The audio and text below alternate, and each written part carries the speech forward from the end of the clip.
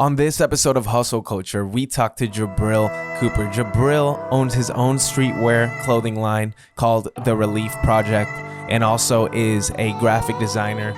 So this episode is super dope because we talk about things like, is it better to be an e-commerce clothing line or a retail clothing line? And can there be both? We talk about how to balance multiple ventures and business opportunities. We talk about time management and how important that is. And we talk about what drives him to do what he does every day. So if you're into streetwear, if you're into fashion, I think you're going to enjoy this episode. But even if you're just a business owner and you're just an entrepreneur and you're in a completely different lane, we talked a lot of mindset and I really enjoyed the conversation with Jahbril. So I hope you get at least a fraction of the value that I got talking to Jahbril by listening to this podcast. Enjoy. Even if I fail, I'm happy with it. There's just a confidence deep inside you. You know you're gonna make it out. It's time for you not to be scared. Welcome to Hustle Culture, man. All right. Welcome to Hustle Culture, man. I'm so glad you're here. People would have heard what you do, in the intro leading up to this, but welcome to Hustle Culture. I'm glad you're here, man. Man, I appreciate you having me here. For sure, bro. So I really do. I want to, we've known each other for a little while now. Yeah, for sure. And I really, first of all, I want people to know this is just a conversation. Yeah. It's not an sure. interview. No. We're just hanging out, just talking about the fashion industry. Let's do it. Because I have no clue. Okay. And I want to learn. Let's go. So I don't know if you've seen the other one, but I had a good friend of mine. His name's Abraham. He has a business called Bram's Touch. Okay. He is a custom clothier. Nice. So he does suits, Mm-hmm. real professional stuff. Nice. He does other stuff too. But it was cool because I got his take on the fashion industry on that side. Nice. Kind of dove into streetwear a little bit, but it's not his forte. So I wanted to talk to you. Okay. Kind of more about that side of the fashion industry. Yeah. Some things that you think, some thoughts you have on it. Some questions for up and coming business owners, because that's what this is about. Hustle Culture is about empowering other business owners with knowledge about your industry and stuff. For sure. So, Jahbril, what is your clothing line? What do you do? What's your main thing that you kind of focus on? My clothing line is it's based around streetwear. For sure. It's called the Relief Project. As we know, and basically it's to bring everybody together, Right. Especially I feel like the Relief Project is winning at all height. That's just me personally, and just coming up with it, just I was always growing up like the best one on the team, but not having being on a winning team, but here everybody wins, Wow. But it's based around streetwear, and the reason why I chose streetwear is because you can literally be yourself. You can just throw a shirt on, throw some joggers, basically what I did, and just, be free and still look cool and dope at the same time. That is the thing. I'm not super into fashion. I got a couple good pieces of clothing here and there, but Right.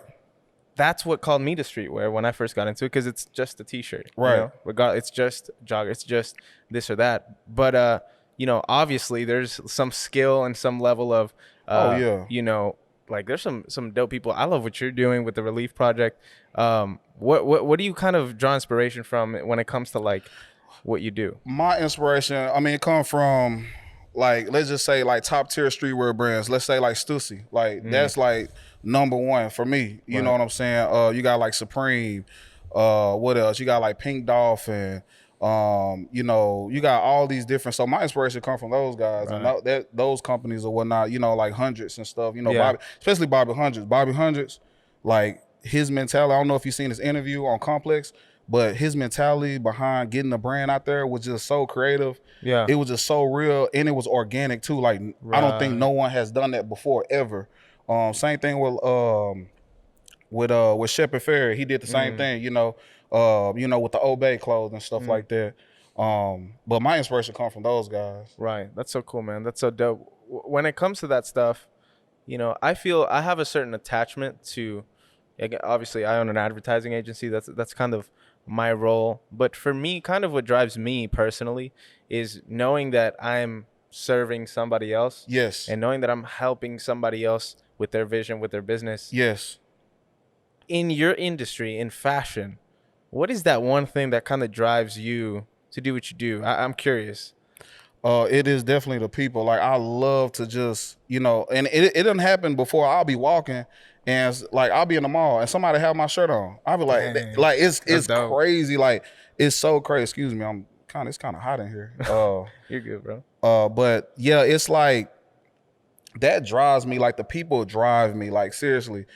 Even the support out here in Dallas, like that drives me. Like when somebody get their shirt or whatnot, and they literally look at that card and say thank you. Make sure that you post it, and they're like literally like I'm posting every day. People buying like every day. They posting like the shirts and the hats and the joggers, whatever. That's what drives me to keep going and keep going. Like the people, the support from the people for sure. That's so dope because that's something. There was this one. Tell a little story. When I did the campaign with the Mavericks, they kind of brought in a creative director. Yeah. Who redesigned. He actually is the person who designed the kind of the logo and all the new branding for the Atlanta Hawks. And, he always told me we had lunch. We had like a lunch break during the shoot. And he told me, what was it he said? I was like, dude, it's so cool. Because that's obviously like the biggest thing on his portfolio. It's like rebranding a freaking NBA team. And I was like, that's so sick. That must be awesome. And he's like, that's cool. But I did shirts for Hollister. You did? He designed. Like, he did? Yeah. Okay. He did. Not me. I wish. I'm like, what? No. Man, plug me in. For real. No, bro. He did it. And he did like 6 different shirts. And he said, this advertising stuff is cool, but there's nothing like seeing somebody wear your shirt. Yeah, it's just I don't know, man. It's like, I don't know. It's like they're a part of you. You know what I'm saying? That's what the Relief Project is about. It's a project that everybody feels. When you're doing school projects, or right now we're doing a project. I mean, yes, it's me and you, but you got people that's behind the camera that's actually working. That's the Relief Project. Like this is the Relief Project. Wow. And that's how that's how I view it too. So again, like I know exactly I know that feeling he's talking about. What's that like? Because obviously I haven't gotten into it. I want to. You should. I mean, start now. Yeah. Like, I mean, it's literally just, it's right there. Like, you know what I'm saying? Yeah, like, yeah. It's there. But the feeling is just, I don't know, it's amazing. Especially not only, when I see people from my hometown wearing it, but, now when it goes to another city, another state. Be wild, bro. Man, I'll be just chilling or whatnot, and I'll get a notification on my phone, like, somebody at you or whatnot, and they like in California somewhere, and I forget that they bought something or whatever, but it feels good, like, people are, they thinking about you or whatnot, thinking about the brand for sure. Dude. It feels real good. That's so cool, dude. I want to know, how did you, because we kind of dove right in, I want to know, how did you personally, what's your story? How did you get into fashion streetwear? and streetwear and getting started? How did that happen for you? So this will be the first time like I ever like. Oh yes, yeah. Exclusive. This is no, for real. This is the first, because people ask, but I don't give them I mean, we got time, so we got all the time. Yeah, for sure. So this was, I want to say, back in, 2011, 2012. Mm-hmm. It was this guy. His name is Donovan Robertson. He had a streetwear brand. It was called Midpoint. And the backstory behind that is that, everybody talk about the beginning, they talk about the end, but they never talk about the middle, which was dope. Like that was such a cool so concept, dope. yeah. And I had a friend, his name is AK. He introduced me to Donovan. And I mean, he just brought us along, and I was, it was just more like, okay, see what's going on and stuff. Come up to the pop-up shops. We did that's when, what do you call it? Sneaker Summit out there in Houston or whatnot, where they set up all the sneakers and stuff. Basically, like they do here, they do the Dallas Kick Expo or whatnot, Kicks 101 or whatnot. And you set up shop or whatever, and you sell your clothes, sell your merchandise. And at that time, Donovan, he was like really like connected with people, whatnot. He had currency or whatnot to wear one of his shirts. So that was like kind of the first time I was like, oh, like this streetwear stuff is dope, but his vision was something else. But let's fast forward. Oh no, we got time. We got time. I want to hear all the stories. Yeah, for sure. Okay, so Yeah, so that was like my first introduction to streetwear and whatnot. And then things kind of got a little rocky and stuff like that. You know, he started, you know, his mind started going somewhere else, which, you know, it was good because he ended up started really getting into fashion, like the sewing part and the, you know, the leather and stuff. Right. He ended up like doing like this BET, like, I don't know, runway fashion, whatever, which he was featured on there. It was really dope. And so me and AK, we decided to, you know, wanted to do our own thing because we was kind of like the, of course, like, you know, if we talking about like tiers or whatever, like Donovan, then you had like Ashton, and then I was under Ashton and whatnot, and everybody else. And but the thing is, like, I was more of the artist, and he was more like the brains and stuff. Right, so at first, it wasn't even we came up. It wasn't even called the Relief Project. It was called Relief. Like that's it. And it was like too plain, you know. Yeah. And we just sat there, and I ended up going to school for graphic design. I wasn't going to like go work for someone or I didn't want to do that. I wanted to learn like the basics of graphic design, and because I already could draw, you know. And so we just, you know, we sat there or whatever. And at that time, people was using the word or using the phrase like, "Oh, this is a movement. This is a movement." But it was like, "Nah, we just gonna call it the Relief Project or whatever." So fast forward or whatever. You know, things start, you know, he started going his own ways or whatnot. I went my own ways, but I still wanted to do the Relief Project. So I started digging deep into, you know, what it meant to me, you know. And but yeah, that's how I got started, you know, and it's been taking off ever since. And I really started taking it serious. I took it serious back in 2017 or whatever, but 2019 or 2018 going into 19, like I took it real serious. You know, that's from, you know, getting into fashion shows, getting to different pop-up shops, you know, doing the marketing, you know, just doing all those things. And when I was serious, you know, even, you know, getting the LLC, you know, getting like doing everything. Like I'm paying taxes every quarter, you know, like it's serious, you know. And I love every bit about it. Like I love it. Bro, that's so cool. You talked a little bit about, you know, all of that. The pop-up shops and the different ways that, you know, you kind of started getting into it and getting more serious. Right. For the person trying to get into it, trying to start their own clothing line, what's kind of the way to get to where you're at? Like, is it like, you know, on a business side, like, is it like, are pop-ups the best way when you start? Is it better to, like, I know retail is like an option for, you know. I'll be real, I'll be honest. Like I look at it like the rap game, or just, you know, in a sense, like me personally, like I wouldn't do any pop-up shops from your city. I mean, yes and no. I wouldn't focus on somewhere that you're from, you know, because the thing is that people already know who you are. They're gonna already support you. Right. You know what I'm saying? I'm not saying everybody gonna support you, but people gonna already support you or whatnot. The thing is to get people that don't know who you are, you know, in different markets. So your pop-up shops are very vital. I think you need to do it or whatnot. You know, go to Atlanta, go to New York, go to Miami, do pop-up shops there where people don't know you, because it only takes one person, I feel like, you know what I'm saying, to see something and then take it off. You know what I'm saying? In a sense, if let's just say, for instance, I book a trip to do a pop-up shop, it costs like $3,000 or whatnot, and I only get one network. That's all I need. I'm okay. That's one person that I have that's in another market, you know, they can share with their other friends and other friends and other friends. You know what I'm saying? So like, so you use pop-up shops more of like as an event to meet more people, not necessarily as your main selling tactic. No, I'm not even on the cool. I'm not, of course, like I would like the funds, like the money, the revenue and stuff, but I want the networking part first. You know what I'm saying? I want to get to build that. I want to build that rapport. You know what I'm saying? I want you to be able to trust me. You know what I'm saying? And trust the product and well, really, because like, trust the product for sure, but if you meet me, you're gonna buy me. You're not gonna buy the product. That's real. You know what I'm saying? So that's really real. It's more like, pop-up shop, even with the photo shoots, you know, meeting different photographers and models, because the thing is now we live in a fast world or whatnot where, you know, I can be dealing with a photographer or whatever, and he gonna share it because it's his work. Right. You know what I'm saying? It's not like, it might be like, for branding, for my part, for branding, but he's not gonna not share it. Like, he's gonna do it. You know, it's his work. And the models too, you know, so I use that as a tactic too as well. That's a cool tactic. I never thought of that. Yeah, for sure. That's really dope. So you use pop-up shops, great way to network, and then just using the thing you're already paying for, the marketing, using that as another tactic to reach their audience. Most definitely.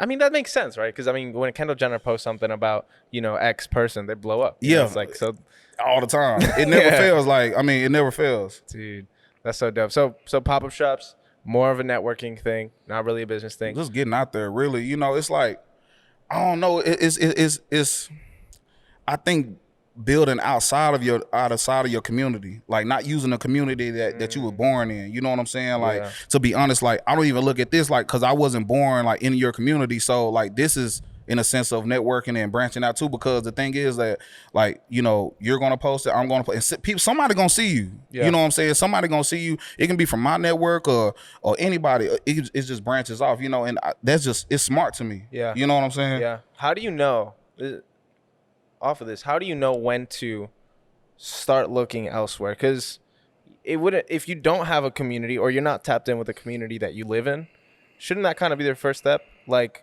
what, to tap into your community? Yeah, yeah. Or do you think you should just go directly to like just other? Because that's tough, right? I never. That is a good question. Like that is, so I think more like, how do you know?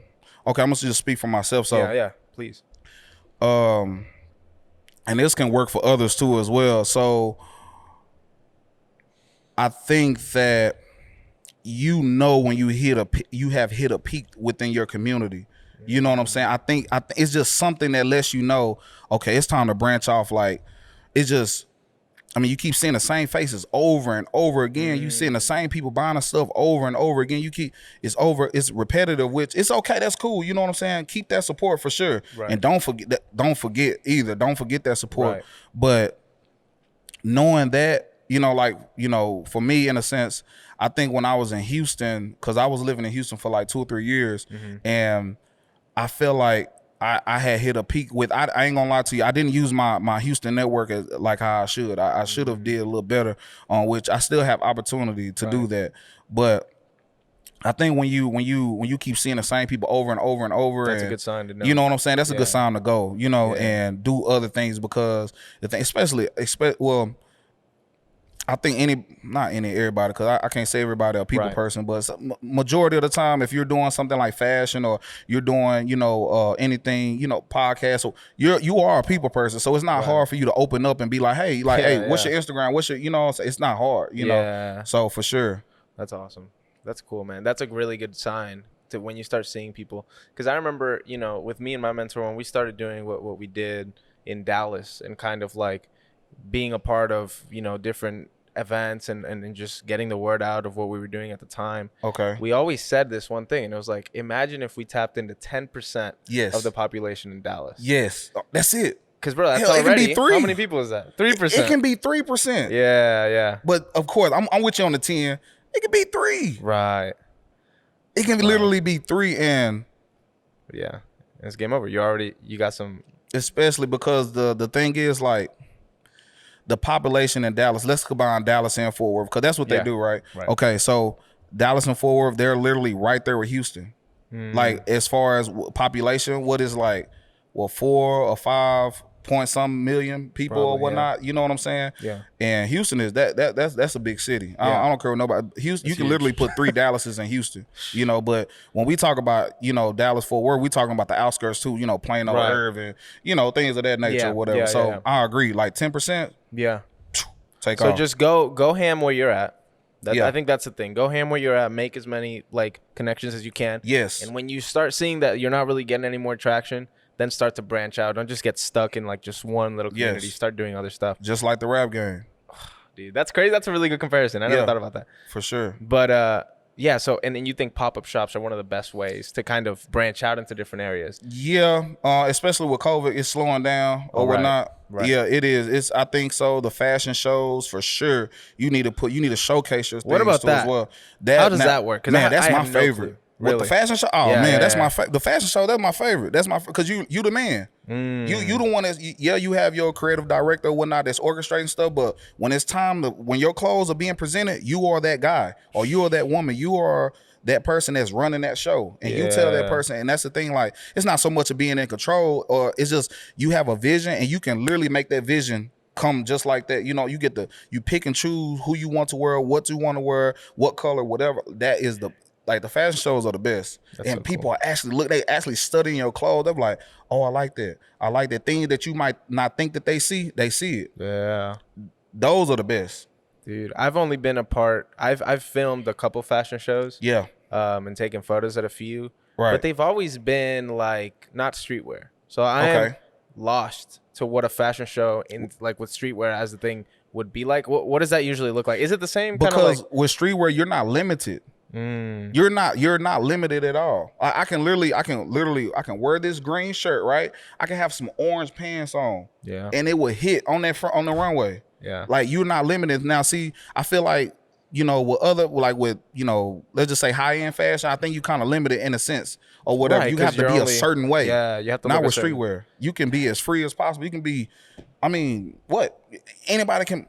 Grandmother, grandpa, whoever, they can have ripped the runway. You know what I'm saying? Like, you are free when it comes to streetwear. I mean, Kanye showed that. I mean, wearing the baggiest things that it just looks like a basic, Exactly. That's so crazy. And as far as with that, which I don't think a lot of people give his credit enough as far as with streetwear, but he's the king of that. Him and Virgil.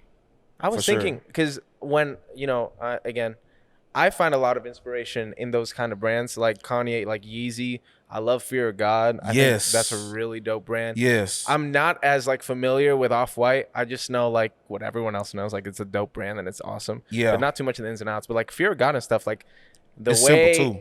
Bruh, like the way they make hoodies look like luxurious. Yeah. How do you do that? The material that you use, and of course it's simple. Like a lot of people think that, oh, you need all this crazy. No, you don't. You don't need all this crazy stuff. It literally say Fear of God. That's literally all it is. And some nice material. Like, and that's one thing that I had to work on too as well. I had to work on like the material that I was using. You know what I'm saying? Because, some of the shirts that I was using or whatnot, the collar, it would like when you wash it, or dry, it will like fold up. I hate those shirts. You know what I'm saying? I got like 10 of those, and I don't wear them anymore. I can't wear them. Exactly, and it's like, you know what I'm saying? I'm like, dang, okay, well, I got to keep studying. You know what I'm saying? That's one thing that one of my friends, he was saying, like, 10,000 hours of anything, you're a master at it. You know what I'm saying? So I'm still within my 10 hours. I feel like, I mean, 10. I'm sorry, not 10 hours, 10,000. 10,000 hours of. I feel like I'm still in. I don't think I'll ever get out of my 10,000. Right. I don't want to be a master at it because I feel like, perfection is dead. Anything 100% is dead. Just like this microphone right here, it's dead. It's 100%. Like there's no more growth in this microphone. Dang. You know what I'm saying? So that part right there, I don't know, man. I'm enjoying it. I'm enjoying it, man. Yeah, for sure. That's awesome, man. I think a little bit to go into something that we touched on. Streetwear. That's something I love about it. Why I feel drawn to it. Okay. Is I feel like I can kind of, like you said, be myself. Like I don't feel like I have to dress up or like dressing up just has a weird thing. But to the people, which I don't know if this is an argument. Go ahead. But I'm assuming this is what some people think, maybe who are in the high end of fashion. Okay. The people who think that streetwear is a lazy approach to fashion. Okay. What's your take on that? Well, I got my take in on it. Let's just look at the high end fashion. Let's look at Dior. I'm excited. They are literally going into streetwear. Let's look at Burberry. They're going into streetwear. Anything that they put out is literally shirt. They're putting more shirts out, and it's being presented more than dresses and whatever, boots and like. Let's talk about it. Gucci, like literally, they're going into streetwear. You know what I'm saying? You got Gucci, Burberry, Dior, Fendi. Prada, they're all going into streetwear. I mean, literally, you can go in there, buy a Burberry shirt, and you can just throw it on. That's how, and it just say Burberry. It didn't used to be like that at all. Like it didn't used to be like that. But if you want to call it lazy, I call it just being yourself and being comfortable. Like I don't really too much care about what people think. That's where my streetwear come from. Right. I'm throwing this shirt on and I'm popping. Like I'm cool. Yeah. Like I'm cool with that. You know what I'm saying? Like literally all day today. Yeah. And this is like one of my new shirts or whatever. All I've been getting is compliments. And I didn't think about this when I woke up. Let me throw this on. Yeah. You know what I'm saying? I'm like, and that's where I'm coming from. Like I don't really care about what people say. I'm just it's cool. Yeah. That's awesome. And I think that's a really interesting topic to talk about. What? All of the the Gucci's, the Dior's, all those brands going into streetwear. As somebody, again, not really tapped in to the whole minutia of it all. Okay. I think I don't know. Like when I think all they have to do is get a decent material and print their name on it. Facts. And it's like a $300 shirt. That's facts. I see that and I'm like, that's kind of messed up. It's kind of like appropriating the culture of streetwear into a market that doesn't really use that. Okay. You know what I mean? And I'm like, no, I don't have anything against it. I mean, whatever. It's cool. Right. But how does that make like the startup, you know, like you, who just thinks that it's just an expression of being yourself and it's just cool? Isn't that kind of like, in a way, I guess it's good because it's showing the light of, you know, it's giving exposure to streetwear. Right. But in a sense, isn't it kind of like, what the freak are you doing here? This is our place. This is our thing. Like, get the freak out. Like that. Okay, for a person like me or whatnot, yeah. I'd feel a certain way. I'd feel a way about it. Not me. In a sense, I would, but that means I gotta go harder though. Like for me, I gotta turn it up. You know what I'm saying? For me, I get it. Like, man, what you doing over here? You know what I'm saying? Like, you ain't supposed to be over here. You know, like you skipping the line basically. Well, guess what? That means you have the ability to skip the line, right? Wow. I have the same ability too. So I'm gonna go ahead and let me go ahead and get in front of you then. You know, that's how I'm looking at it. You know, that's dope. So it's a good mindset. You know, it's just, man, that's just how I be thinking on a day-to-day basis. Like, okay, if this person can do it, like, I'm not being a copycat. It's just if this person has the ability to do it, that means I do too as well. Because that's inspiration. You know what I'm saying? Yeah, exactly. Yeah, 100%. But yeah, I was just thinking, because one thing, I'm more versed in like technology and all that stuff. So for me, I see that kind of like, you know how Snapchat started? Yeah. And then Instagram said, we're doing Instagram stories. Yeah. And then they took off. I don't use Snapchat anymore. You know, I know people use Snapchat, but I'm just saying. I don't use it at all either like that.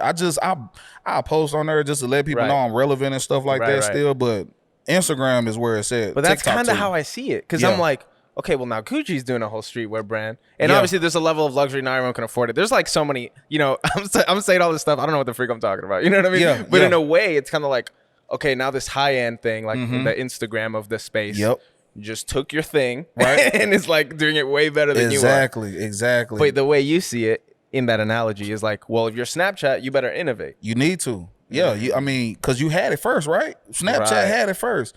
Instagram had something. Snapchat, because the thing is, okay, Instagram first, then Snapchat. Snapchat came out with something that Instagram never seen. So they did what I did in a sense, or what I would do. Oh, if they can do it, because now they're entering in my social media, they enter in my social media lane. And the thing is, the way I look at a lane, because a lot of people, they use that, oh, well, you know, stay in your own lane and stuff. Okay, yeah. I feel like I'm Instagram in a sense. Okay, I have a lane. You got to pay a toll. You got to pay a toll to get in this lane. You feel me? So Instagram was here first, and then Snapchat, they enter in that toll. So you got to pay for that. Right. Boom. Now Instagram, boom. You know what I'm saying? So yeah, I'm with Snapchat. Instagram all the way. So I feel like Snap should have stayed like probably not even relevant. You know what I'm saying? Not even, you know, so hey, they paying for it right now. Yeah. Same thing with TikTok too. Like, that's facts. TikTok came in, but Instagram, they still turning up. They still doing something that, you know, they came out with the TikTok, now Instagram Reels. You know what I'm saying? And you get a lot of views off of Reels. I don't think people really understand how important it is to do Instagram Reels. Like, it's very real. Yeah, I'm starting, and I see what you did there. It's very real. You got it. No, I posted, the way I see it is, apparently, you know, I study the algorithm and stuff, and Reels, obviously, anytime a new feature comes in, it's like Instagram like praises you for using it, so it'll push it more. Yeah. But I didn't understand the magnitude of it until I posted 2 clips from Hustle Culture. But instead of putting it on my feed, I just put it in Reels, and I made it in the format, where it won't. Yep. Where I got like 2,000 views, and I usually get like, it lets you know too. Oh, you got like 2.1K. That's the dopest views. thing. Yeah, I'm you like, get a notification. Snap. Yeah, I want to put some more. You know. Yeah. Understood. Dang, that's wild. But yeah, man, back to fashion. I think for you, for the Relief Project, you kind of touched on how you got into it. Yeah. And you touched about how important it was, you know, that you got to see like the people behind the scenes. But what is the meaning of the Relief Project? Like, what's the point? Like, if I'm buying your merch, not your merch, if I'm buying a piece of your clothing line, what am I buying into? You're buying into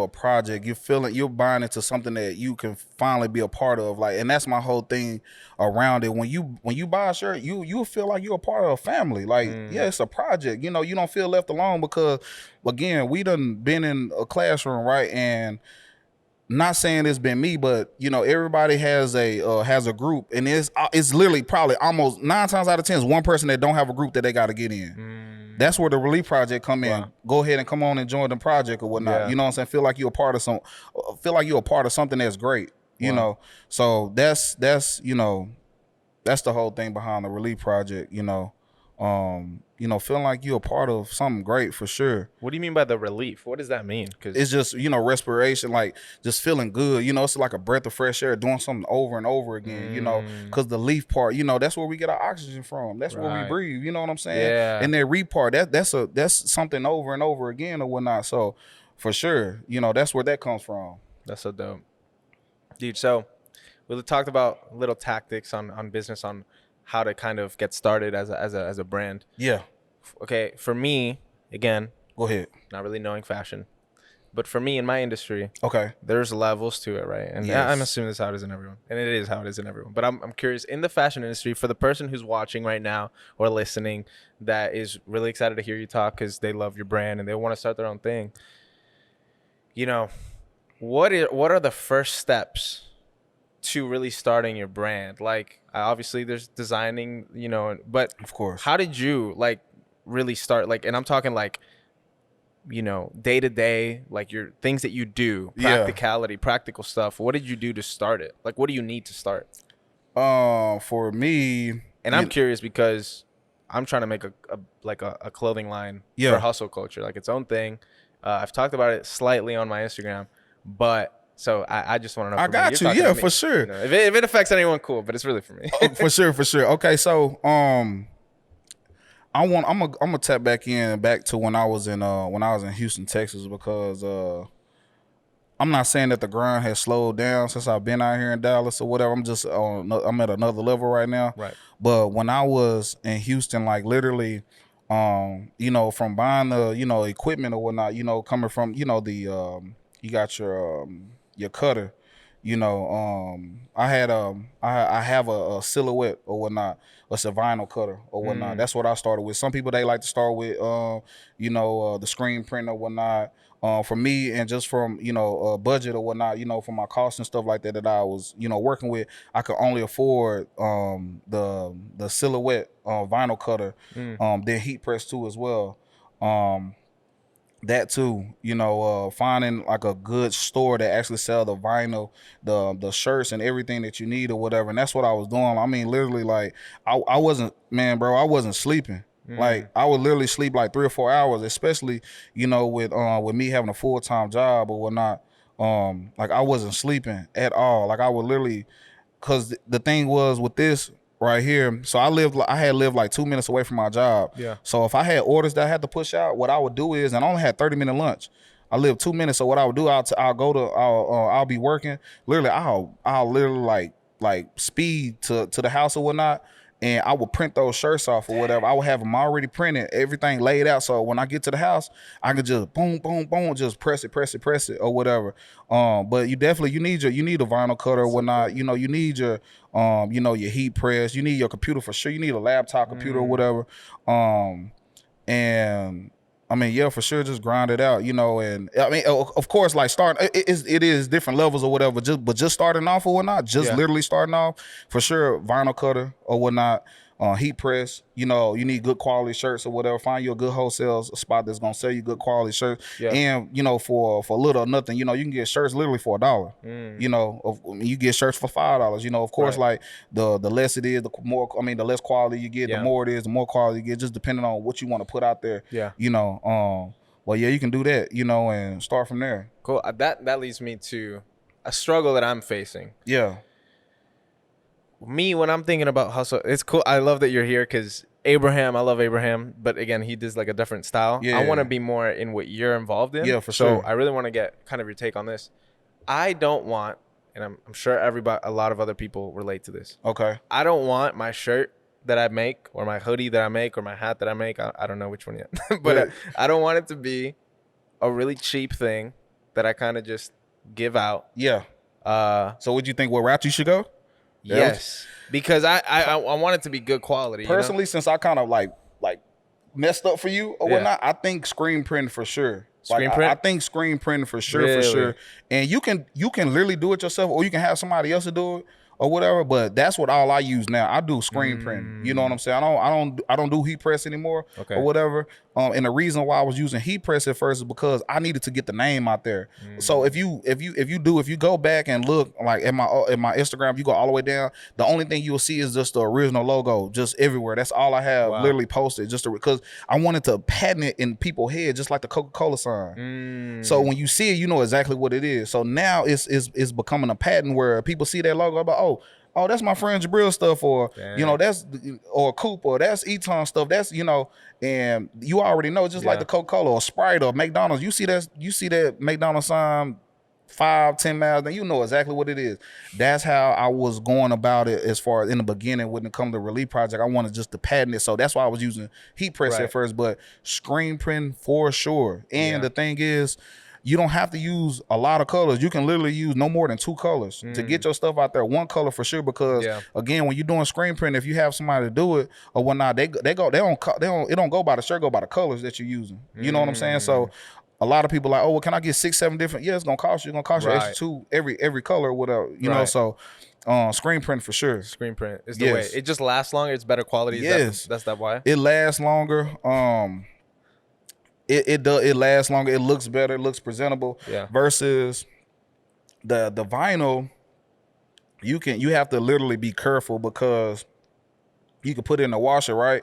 You don't know, it might peel off. You put it in the dryer, for sure it's gone. You put it in the dryer, it's for sure gone. That's why at first I was telling people, hey, don't dry it. You know, air dry it. You know, because the wash, the thing is, they're like, oh, and I had a few people, a few customers or whatnot. They'll buy a shirt or whatever, they'll email or text or whatever, like, hey, you know, something wrong with the shirt. I have to send it back out there, you know, and I let them, okay, do not dry this shirt. You know what I'm saying? Don't dry, because the thing is that, well, vinyl is dried up paint on a paper, right? And the heat is shrinking it down. That's all it's doing, shrinking it. So that's why it's curling up. You know, that makes sense. Yeah, exactly. I have a bunch of shirts like that. Yeah, that are like around the vinyl. It's like almost like that's what you're talking it's about, the heat. It's not the people like, well, I washed it and it messed up. No, you didn't wash it. I bet you dried it. And I told you don't dry it.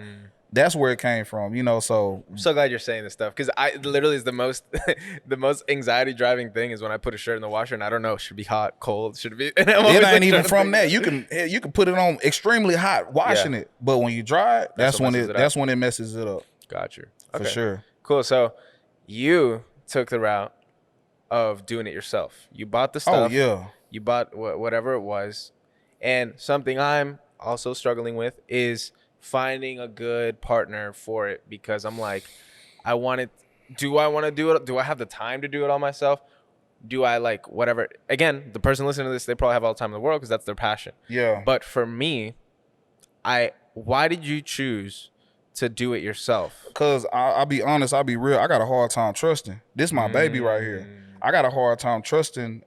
And the thing is, and I guarantee you that's the reason why I haven't taken to another level. Wow. You know what I'm saying? I'm like, if there's 5 levels or whatever, I'm probably like almost close to 3. And the reason why I'm not even at 3 is because I can't trust. I can trust, but I don't know how to trust someone with the Relief Project yet. So if you do have that someone that you can trust, do it, because it's hard doing it by yourself. It's very hard. Like I've literally all the money that I have spent, I'm still not in profit. I'm not even gonna lie, I'm still not in profit for sure. You know, I see it, but I'm not. I want to say this year I probably am. Last year, no.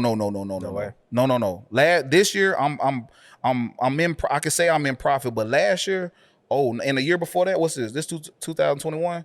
Yeah, 19, 20, no, no profit, But 21 for sure, I can say that I am, because the thing is, you know, now I am trusting a little bit in a sense, because I have the clothes in Vegas or whatnot. So I'm trusting them to, you know, keep it there, have it there on the racks or whatnot, you know, and allow it to sell, which it does sell there, you know. But yeah, that trusting part, when it comes, if you have that someone, do it with them for sure. I wouldn't like just hold off on it, you know. That's definitely my thing, because I'm like, I don't want it to be, and I have a really good friend who's allowing me to use. He has like a industrial size. Everything he does, he spends like. Oh well, yeah, that's your partner. There you go, right there. So I'm excited in that sense, because he said, "Come to my garage. It's in my garage, and you can do it there." Oh and I'm man, like, that's so beautiful. Oh you're my amazing. God. But when it comes to like, I just have a hard time trusting like brands, the wholesale thing, because I'm like, What you mean? Literally, I've been spending the last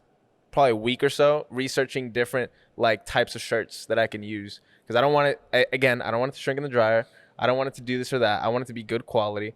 Like, how much does that matter? Because maybe I'm overthinking. No. You're not overthinking. Okay. It does matter. Yeah. And I did the same thing, you know, and that do comes from, you know, testing different shirts or whatever. That's the thing. So I would suggest that, you know, starting, don't sell nothing. I mean, if you can get a penny off of it, get it. But I wouldn't come in the game trying to like wanting to sell something. You know what I'm saying? In a sense, I would want them to try it. You know, it's just, Right.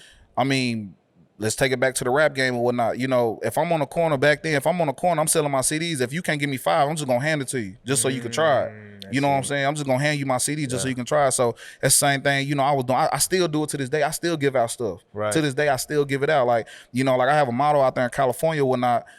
She don't pay for nothing. I send her stuff or whatnot because the thing is she advertised my stuff, Wow. you know, That's and payment. yeah, exactly. Yeah. She let me, hey, if it's good or not, you know, and she wear it faithfully. Like she got literally like a whole collection or whatnot. So I think you should just go in the sense of just sharing it. You know what I'm saying? You can start with, you know, the Gildens, or you can start with the All Styles. You can start with the Pro Club or whatnot. You can, you know, those are the different type of shirts that you can, you know, do the Bella canvases and stuff like that, you know, so for sure. Yeah, I definitely saw the first one. I like, you know, first Google.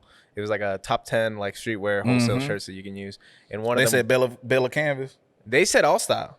It is. In All Style, I was like, I went and I researched and I was like, oh wow, this is like pretty decent price. Yes. And it's really like, it looked really good. At least in the little model photo they had. I don't know. Yes. You It's think very good. I that's use probably All one of the best Style. ones? Yes, for sure. I do.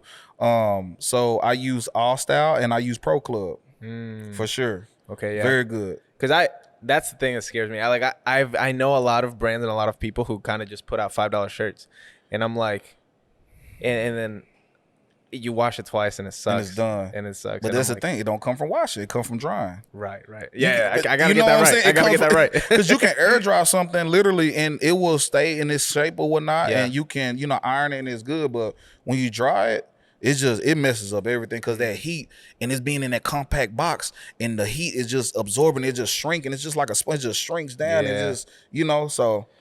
So, leaving this topic, I kind of want to talk about, you said you have a place in Vegas where you have it on a rack and it sells there. Oh yeah, shout out to Angel Rodriguez, man. Nice. And Dizzy Hippie, man. That is still moving or whatnot. I don't know if you know him or whatnot or whatever, but I mean he's a dope rap artist. Like when I say dope, Dizzy is that Wait, dude. Dizzy Wright? Dizzy Wright. Oh, of course I know who that is. Oh, I've listened to that song. yeah, for sure. Yeah. Okay. Dizzy Wright is that dude. Like he's that dude, man. That's so for cool. real. So do you have it there? Is it like a retail? Is it like a storefront thing? And Yeah, like, it's a legit boutique. Like you walk in, good. see the clothes, buy it, all that. this is something I want to talk about.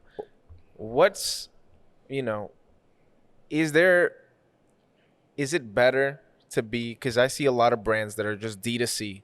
They're just e-commerce, online, shipped to the people. One of my favorite brands is called Grateful Apparel, and they're really cool. They do directly to consumer. They don't have a storefront. They have like a warehouse, but it's literally just online. And, you know, as a businessman, I'm thinking like you're probably paying, or maybe not you, but most people pay for like to have your clothes on a rack somewhere, right? You're paying like rent or like percentage of your sales. Sure.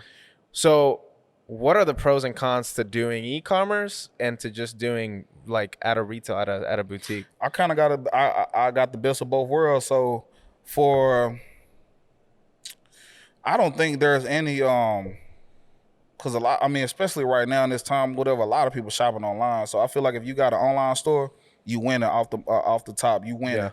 It's just that with anything that you buy online, you can't try it on or you can't see it or feel it. So that can, I guess, you know, that can be the downfall behind that. You know, having the e-com, you just can't feel it, you can't see it. Yeah. You know, but the thing is that you're literally you can sell to the whole world. You know, versus, you know, being in the store, you're literally just in that market. Yeah. You know what I'm saying? But the thing is, you can go inside, you can see it, touch it, feel it. You know what I'm saying? You can do those things or whatnot. So you can choose if you like it right then and there based off of actually being and seeing it and all that. Exactly. That's a huge pro. I never think of that because I'm like, you know, again, I think of most things in my life as like, what can give me the most profit? you know, and it's like not with everything, but you know what I mean. Like as a businessman, you just Yeah.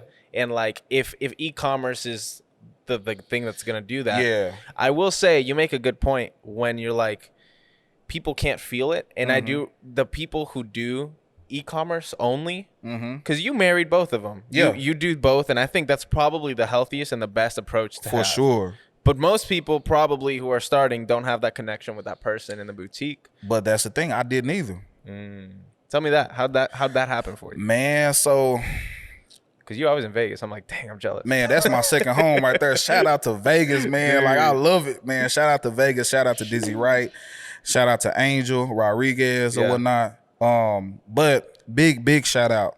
Big shout out. It's this photographer. His name is High Visual or whatnot. High Vis. Him? He's in Vegas. Oh, never mind. I thought I was thinking, there's a guy I know. His thing is just High Vis. No, he's not in Vegas. He's here. Oh, okay. My bad. No, no. I know who you're talking about. Yeah, No. That was like, whoa, we have that mutual connection. That's crazy. No. So I'm on, and I'm really finna give like some, man, I don't even want to know if I want to give this game out like this. Like I really don't. Like I'm just like, but on, bro. the thing is, I'll never grow if I don't give game out because the thing is up for that person to use it, not me. So yeah. So you have Facebook, right? And you got these different groups or whatever. I'm in like literally probably over like 30 different photographer and model groups or whatever. Wow. And I was just bluffing at first. I literally went in all the groups and I was saying, hey, I'm coming to y'all city or whatnot. You know, hey, show me, who want to work. You know, I want to work with new photographers. I want to work with new models. I mean, when I say literally 30, I'm literally all around the world. You got New York, Atlanta, Miami, Colorado. Like you got all these different like cities and states or whatnot that I was like literally putting the same posts, posting the same pictures or whatever. I'm talking about Instagram. Like literally, I probably had like at that time I had like 800 followers at that time or whatnot. You know, it went up to like almost close to 2,000 now or whatever, which is a big accomplishment for me or whatnot because I had stopped a long time or whatever. Which I'm still picking it back up or whatever. I'm still picking it up and it's going up. So I was in the Vegas group. And I posted it, and dude, this man, High Visual, man, shout out to him. Hopefully he see this or whatever. But he reached out to me, and he was like, "Hey, I know models all around the city or whatnot, and I shoot for Dizzy Wright. Was still moving. Like, do you know who Dizzy Wright is? I like, of course I know who Dizzy Wright is. Like, you know, like who don't know who Dizzy Wright? You know, and he was like, yeah, maybe, hey, if you come down here or when you come down here, maybe you can stop by the store, you can show them your clothes and maybe you can, you know. And I was like, are you for real? He was like, yeah. I was like, you know, I was like, whatever. So what ended up happening is I ended up booking a flight or whatnot.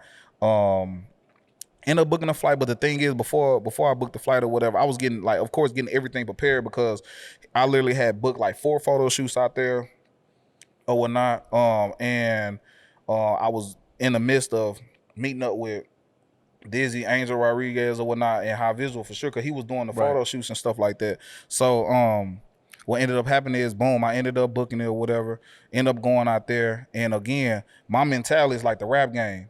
So my whole thing is, okay, I'm finna go to Vegas, don't nobody know me or whatnot. I'm just gonna come in and just, hey, this is what I got. So you booked with your own money a flight for like not really knowing if anything was gonna happen. Bro, I didn't know what was gonna happen. I didn't even know if he was gonna really show up, because again, like we doing everything. Now this is during COVID too. Oh shoot. This is during COVID. So this is back in August. This is recently, you know. Yeah, 2020. Exactly. And so I'm already scared because of that, you know what I'm saying? And I'm like, I'm just gonna do it. Like, what's the worst thing that happen? I get COVID, okay, and I die. All right, cool. Like you know what I'm saying? You die trying, dude. Yeah, I die trying. You know what I'm saying? So I was like, okay, boom. I mean, when I say I had bags and packs full of the Relief Project shirts and stuff, cars and everything, I just went out. I'm like, I'm going out. You know what I'm saying? So boom. So cool.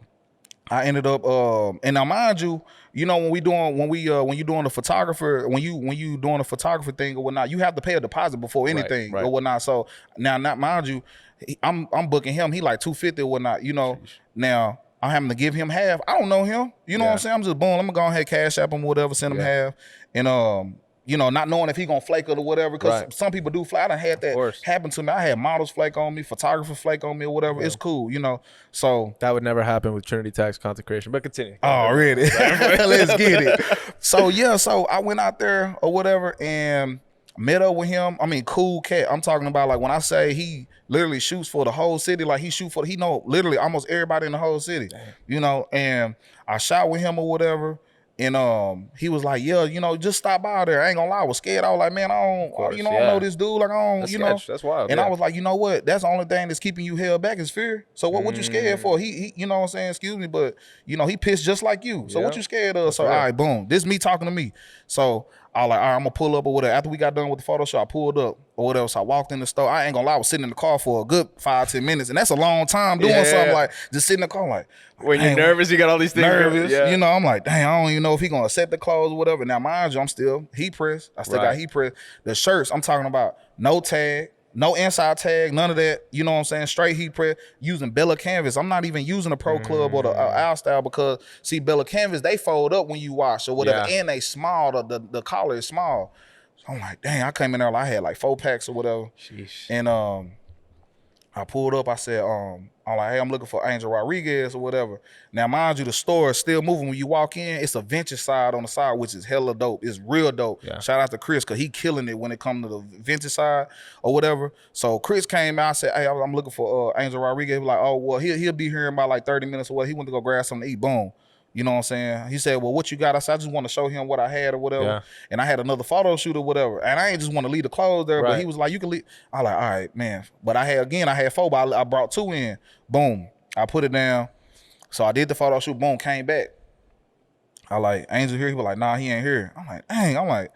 I'm like, man, I took this whole trip for nothing. Dang. Like, man, that was the move right there. I wanted to be inside of the store in another market where it can sell, people can see it. Right. And then, so as soon as I walking out, boom, Angel come or whatever. I like, bet, you know what I'm saying? So he like, hey, what's good? When I say Angel is cool, man, that's like he's, even from the time from like right now, he's never changed up. Like, he's literally been the same person from the time that I met him. And I pulled up on him, and I literally came like I had CDs. Hey man, this is what I got. You know what I'm saying? I'm just trying to see if y'all, y'all fooling with it or whatever. Cool. You know, if not, y'all understand. I ain't trying to come in and saturate y'all market and stuff like that. Of course. You know, he was like, nah, man, you good, man, you cool. Like, let me see. Oh man, this is a vibe right here, y'all. Yeah, hey man, you don't leave it. Yeah, I left it there with her, left my cards and stuff like that or whatever. He was like, hey man, you got a what do you call it? A line sheet. He was like, you got a line sheet? Now, mind you, I had been working on a line sheet for 2 years. I already been had my line sheet ready. So I like, oh yeah, I got that. Boom. I'm sending it to him right now. I send it to him. What's a line sheet? Sorry, I just line sheet basically like for that season. So your summer, you got your summer line sheet, you got your spring line sheet, you got your fall, it's like your winter, inventory, or your inventory. So what you dropping for that, you know what I'm saying? Just so happened I had a mixture of everything. So and it was perfect. Like, I had the Relief Project sitting right there, all the different shirts, the hats, the joggers, everything. So I was like, y'all, I'm gonna send it to you, whatever. So I ended up getting the wrong email or whatever. So I'm hitting him up. He wasn't writing back. Now, mind you, because Angel don't know me from a can of paint. So what he look like just texting me back like that, you know? So like 2 days go by, he ended up hitting me back and whatever. He sent me the email. I sent it back to him or whatever. And literally, that was in August. I didn't get in stores until August, September, October. I want to say October or whatever, because I flew back out there or whatever. And when I say it was a whole vibe, like it was, and when I say it's a little different out here. So Dallas are like to keep a lot of stuff in or whatever, and not like to share. But Vegas, they like, here, what else you need? You need this, you need that. And that's how awesome. It is. Like, and literally everybody, and they act like as if they've been knowing you forever.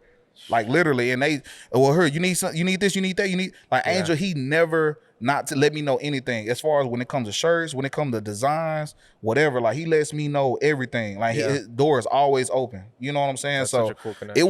It was literally like, I felt like I was like selling CDs, like I really did, and it just happened or whatever. So now, this is my 3rd drop that I did. I literally just left. I mean, I just came back from Vegas. I was out there last Sunday we did a pop-up shop or whatnot. Everybody pulled up. Even Dizzy, he pulled up or whatnot.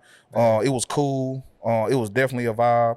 And then we was out there in San Francisco too as well, because like, again, I need to get it out there or whatnot. So again, tapping into different photographers and different models and stuff like that or whatever. And Yeah, man, that's how it happened or whatever. So I didn't even know him. Like I ain't even. It just came Through out of a nowhere. Facebook group. Yeah. That you were just hustling, trying to get to know as many I people. was bluffing hard. You met a photographer. Yeah. You met a photographer who said, well, I'm down to shoot. I happen to know this really good rapper. Yeah. Who happens to know this really good boutique owner. Exactly. And then you take a risk, because that's what it was. You Yes. take a risk. You pack 4 boxes of your stuff. Yeah. Go to Vegas. Mm-hmm. Guy doesn't show up for like 30 minutes to an hour. Almost an hour and 2, man. It was bad. I was,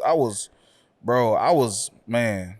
There's something that keeps popping up in all these episodes, and I keep saying it, but there's something about having faith in yourself that people don't understand, man. I always ask this question, and I'm gonna stop asking it because everyone says the same thing. I'll ask it Go ahead, because I'm curious. But what gave you the confidence to say, you know what, I'm gonna book this? It must have been an expensive. Well, it was during COVID, so it might have been a good dip of price. But like to book a flight to Vegas, which you clearly there was not in the budget because you were, it was definitely a random not in the thing that budget. came up. What made you say, like, you know what, I'm gonna spend this money that I could use for rent, that I could use for this. I'm gonna go and I'm just gonna trust that I'm gonna something's gonna happen there. It's this thing that I learned back in Irving or whatnot. Back in shout out to Pastor David or whatnot. He said this thing or whatnot. He said it's this thing called FOMO or whatnot, and I literally have that fear of missing out. Like that was my thing, and I literally hate missing out on things. Like that's a pet peeve of mine, and I didn't want to miss out. So I'm like, okay, I'm just gonna. I mean, I'll be honest with you. Like I literally put all my chips in.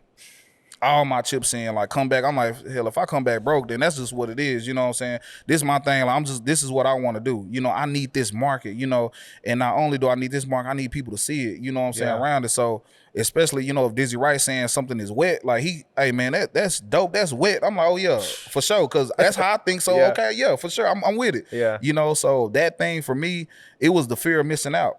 I didn't want to miss out. I wasn't gonna miss out. I'd be a fool. No, because sometimes I really believe things only happen once in a lifetime. For real. I mean, anybody can pull up and go, but I'm literally the only Dallas brand, or literally the only brand outside of Vegas in that store. Period. You know what I'm saying? And they show me hella love. Like it's not a beat. They don't miss a beat at all. Bro, that's so awesome. I always hear FOMO and fear of missing out as a negative thing. Oh no. I always hear that because that's what people say, like, oh, like FOMO, like when you're thinking like social media and comparison and like, but the fear, it's kind of what Gary Vee says all the time. He's like, I just don't want to be 80 and regret that I didn't do this. Yes. Or regret that I didn't choose to do this. Yes. It's just that mindset of like, and I think everybody who's who's reached a measure of success has that innate feeling of like, no, like, if I'm going to go out, if I'm going to do this, I'm going to go out knowing that I did everything in my power to do what I'm passionate about. Like I said, I'm going out. Hey, if I catch, I'm literally on a flight. If I catch COVID and I die trying. Like I'm cool with that. And I'm all right because I did it for something that I love doing. For sure. And that Streetwear, I love the Relief Project. So I'm going to go, hey, 50 said it better, get rich or die trying. I'm dying trying. Exactly. Dude. And I think the important part of this whole thing too is like, you're passionate about it. Oh yeah, for sure. There's so many people who are getting into entrepreneurship as if it's like a hobby or streetwear or this stuff just because they know there's they don't have a why. They don't have a why they doing it. If you don't have a why, you're not gonna last. No, they don't have a why. Like my why is huge. Like, you know what I'm saying? Like it's huge. I mean, hell, my why is it can just literally just be me. You know what I'm saying? Like I'm my why. Like I want to do this. This is what I love doing, and this is what I want to do. This my passion is me. I'm not trying to be self-centered or anything like that. But your why got to be big. Like I don't. Man, it's just so much around that why or whatever. But yeah, I don't that hobby stuff. Like, come on, man. Like.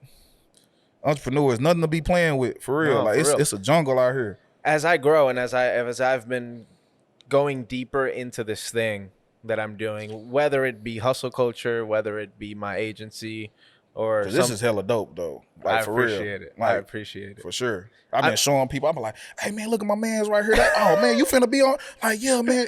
Hey, for real, I'm not lying. I'm being dead ass. I'm being for real. Like this is so dope. I appreciate that so much because for me, I mean, really, the why behind this is as simple as if I texted you yesterday, let's get coffee and talk for 2 hours, it'd be hard for you to say yeah.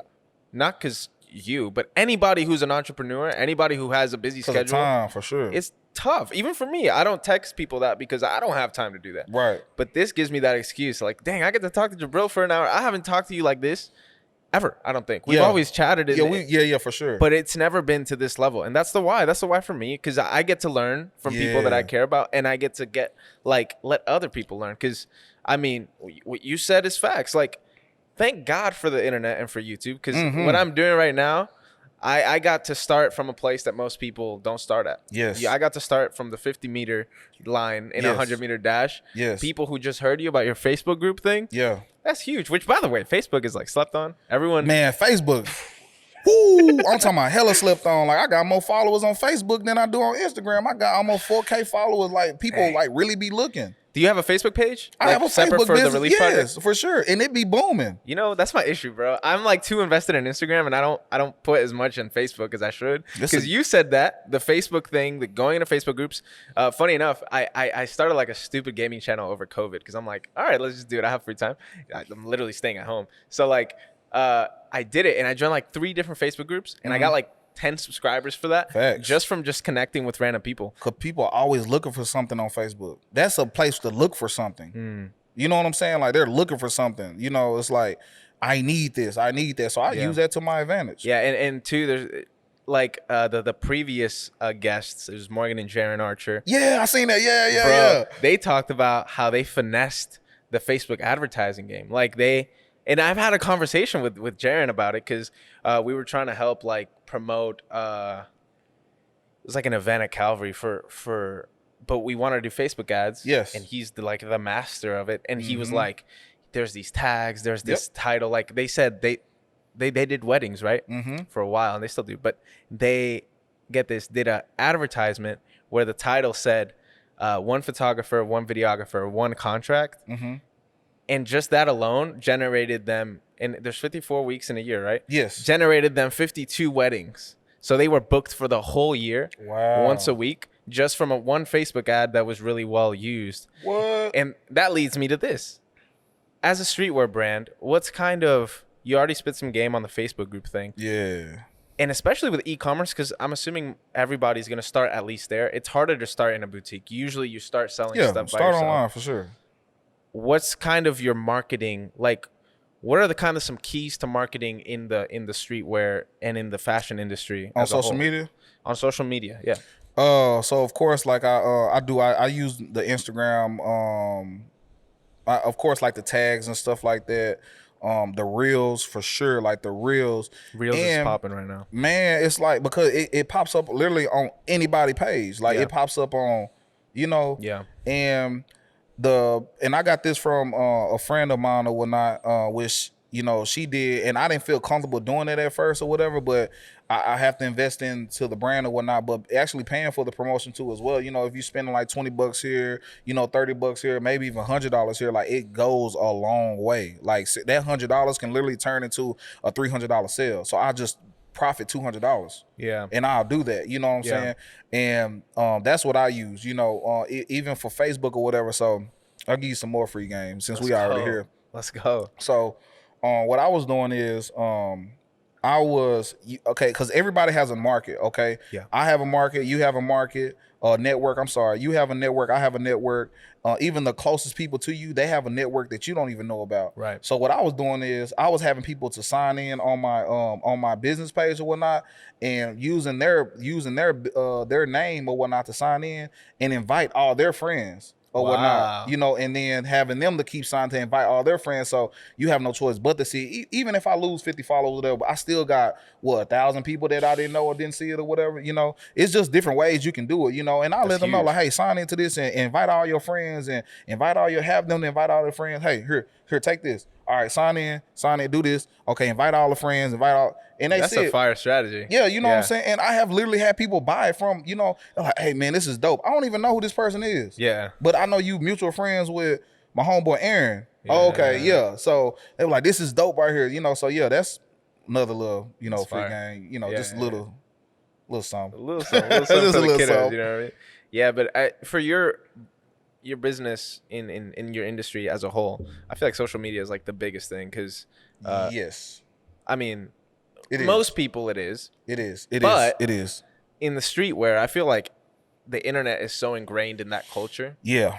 that like if you don't have a presence there, it's kind of hard to grow. Oh yeah, you got to be relevant every day. I have to literally be relevant every day. Yeah. Like my pops, he didn't get it, so he was I'm excited for this. he was talking. He was like, "This one I was in. He was, why you keep coming down here to Dallas, and why you keep booking all these photo shoots, and why you?"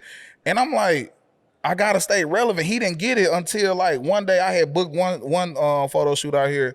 He was like, you have a catalog on the internet, right? I'm like, I have to stay relevant. Like that's like literally a catalog or whatnot, you know. And he didn't get it. Was so funny. He was just like, why do you keep doing it? Why you? And then I'm like, I have to do this. Like I have to. You got so many. What are you doing? And then I send him my page or whatnot. He was like, oh, you got a catalog. Then he scroll. Oh, okay, I see what this, you have to stay relevant. I said, just like when you were growing up or whatnot, or when you was, in your 30s or 20s or whatever, what do? They send catalogs right through the mail. They don't even do that no more. They send it through your email or whatever. They want you to know that we're still relevant. Like Neiman Marcus is still relevant. Like Saks Fifth Avenue is still relevant. So the same thing. The Relief Project is still relevant, so. Yeah, man, it was just so funny though. He was like, "What are you doing? You spending this money? Like, I gotta pay for it. I gotta invest in myself, Right. So yeah, for sure, man. Yeah, and I think it's social media. When it started, it was free. You know what I mean? It was free, like exposure for everything. It's gotten a lot harder. Like you said, like it is. You got to invest like $10 in an ad to really get it seen to everybody. In fact, when I was doing like street photography only before I started all this. Yeah, you were killing it too. I appreciate it. For sure. Yeah, my engagement's definitely gone down since then. But back then, I would probably get around, I don't know, engagement wise, probably like 100 to 150 likes per post that I did. And there was this one photo. It's like my favorite photo of the reunion tower I've ever taken. I was like in a street. It was like by this government building by where my friend used to live. And it was like a street. There was trees. You can see the reunion tower right there. And, I posted it. I did like a way different color grade than I usually do on it. Posted it. Got like 100 likes. I was like, okay, cool. Then I go and I see promote. And I was like, if I'm going to promote any photo, it's going to be this one. And the caption, there was nothing I was selling. It was just like, I love Dallas and like a heart emoji. And I promoted, I think it was like $10. And I went from, that's the most liked thing ever on besides, that got more likes than my freaking proposal, which is crazy. But don't say that, man. I sent that. That's got the most likes outside of me promoting it. Okay. Which I was kind of hurt at because I was like, dang, where were y'all when I was posting my photos? Nah, bro? for real. But so I post it and I do $10, $10, $20, something like that. And it got, I think right now it has like 1,400 likes and like literally 1,400 from 100, Yeah. And I had probably at the time like 900 followers or something like that. So I'm like looking, I'm like, what? Like that's like 200%. That investment, engagement. man, investing is big. Like $10. Yeah, it literally $10, and $10 can take you a long way on Instagram, and it can take you a long way on Facebook too. You know, Facebook is the spot. Yeah, but free game for anybody watching this. $10, like budget $10 every month to your favorite post that you do. Yeah, and there's like different hacks, and I'm not gonna get into it. I think $10 a week because we spend that on food. Right. I know you spent $10 today. Oh, 100%. For sure. Exactly. You know what I'm saying? $5. That's business. That's how I look at it. Like, that's a business right there. Yeah.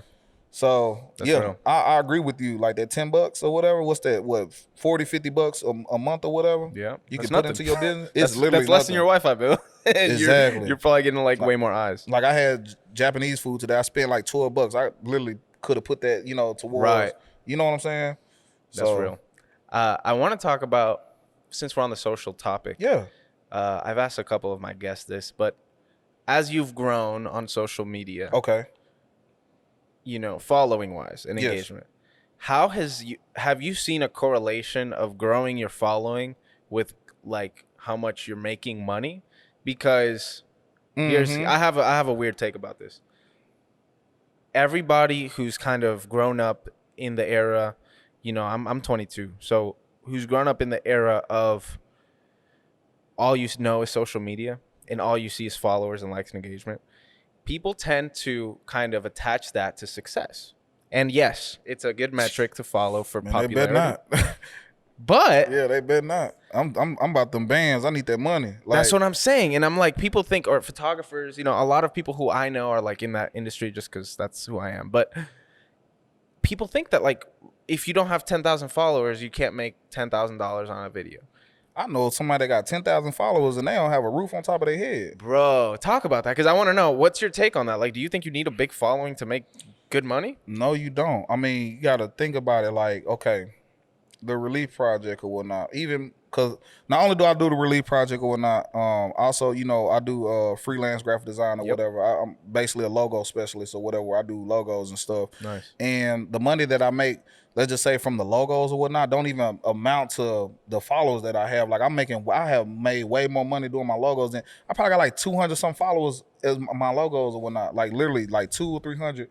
But I make more money like that than having that. You know what I'm saying? Right. Like I don't think success comes from the amount of, you know what I'm saying, followers that you have or whatever. No, it's just literally like word of mouth or whatever, or that rapport and that you have, and you know that like your credentials and stuff like that. You know, so no, I don't think so. Even with the Relief Project, like the money that the amount of followers that I have on the Relief Project, you know, is not more than what I make or whatever. I make more, you know, the Relief Project than I have with, you know, the followers or whatever. Right. So nah. And people don't understand that. Like, okay, go ahead. I'm sorry. No, I want to hear what you said. Go.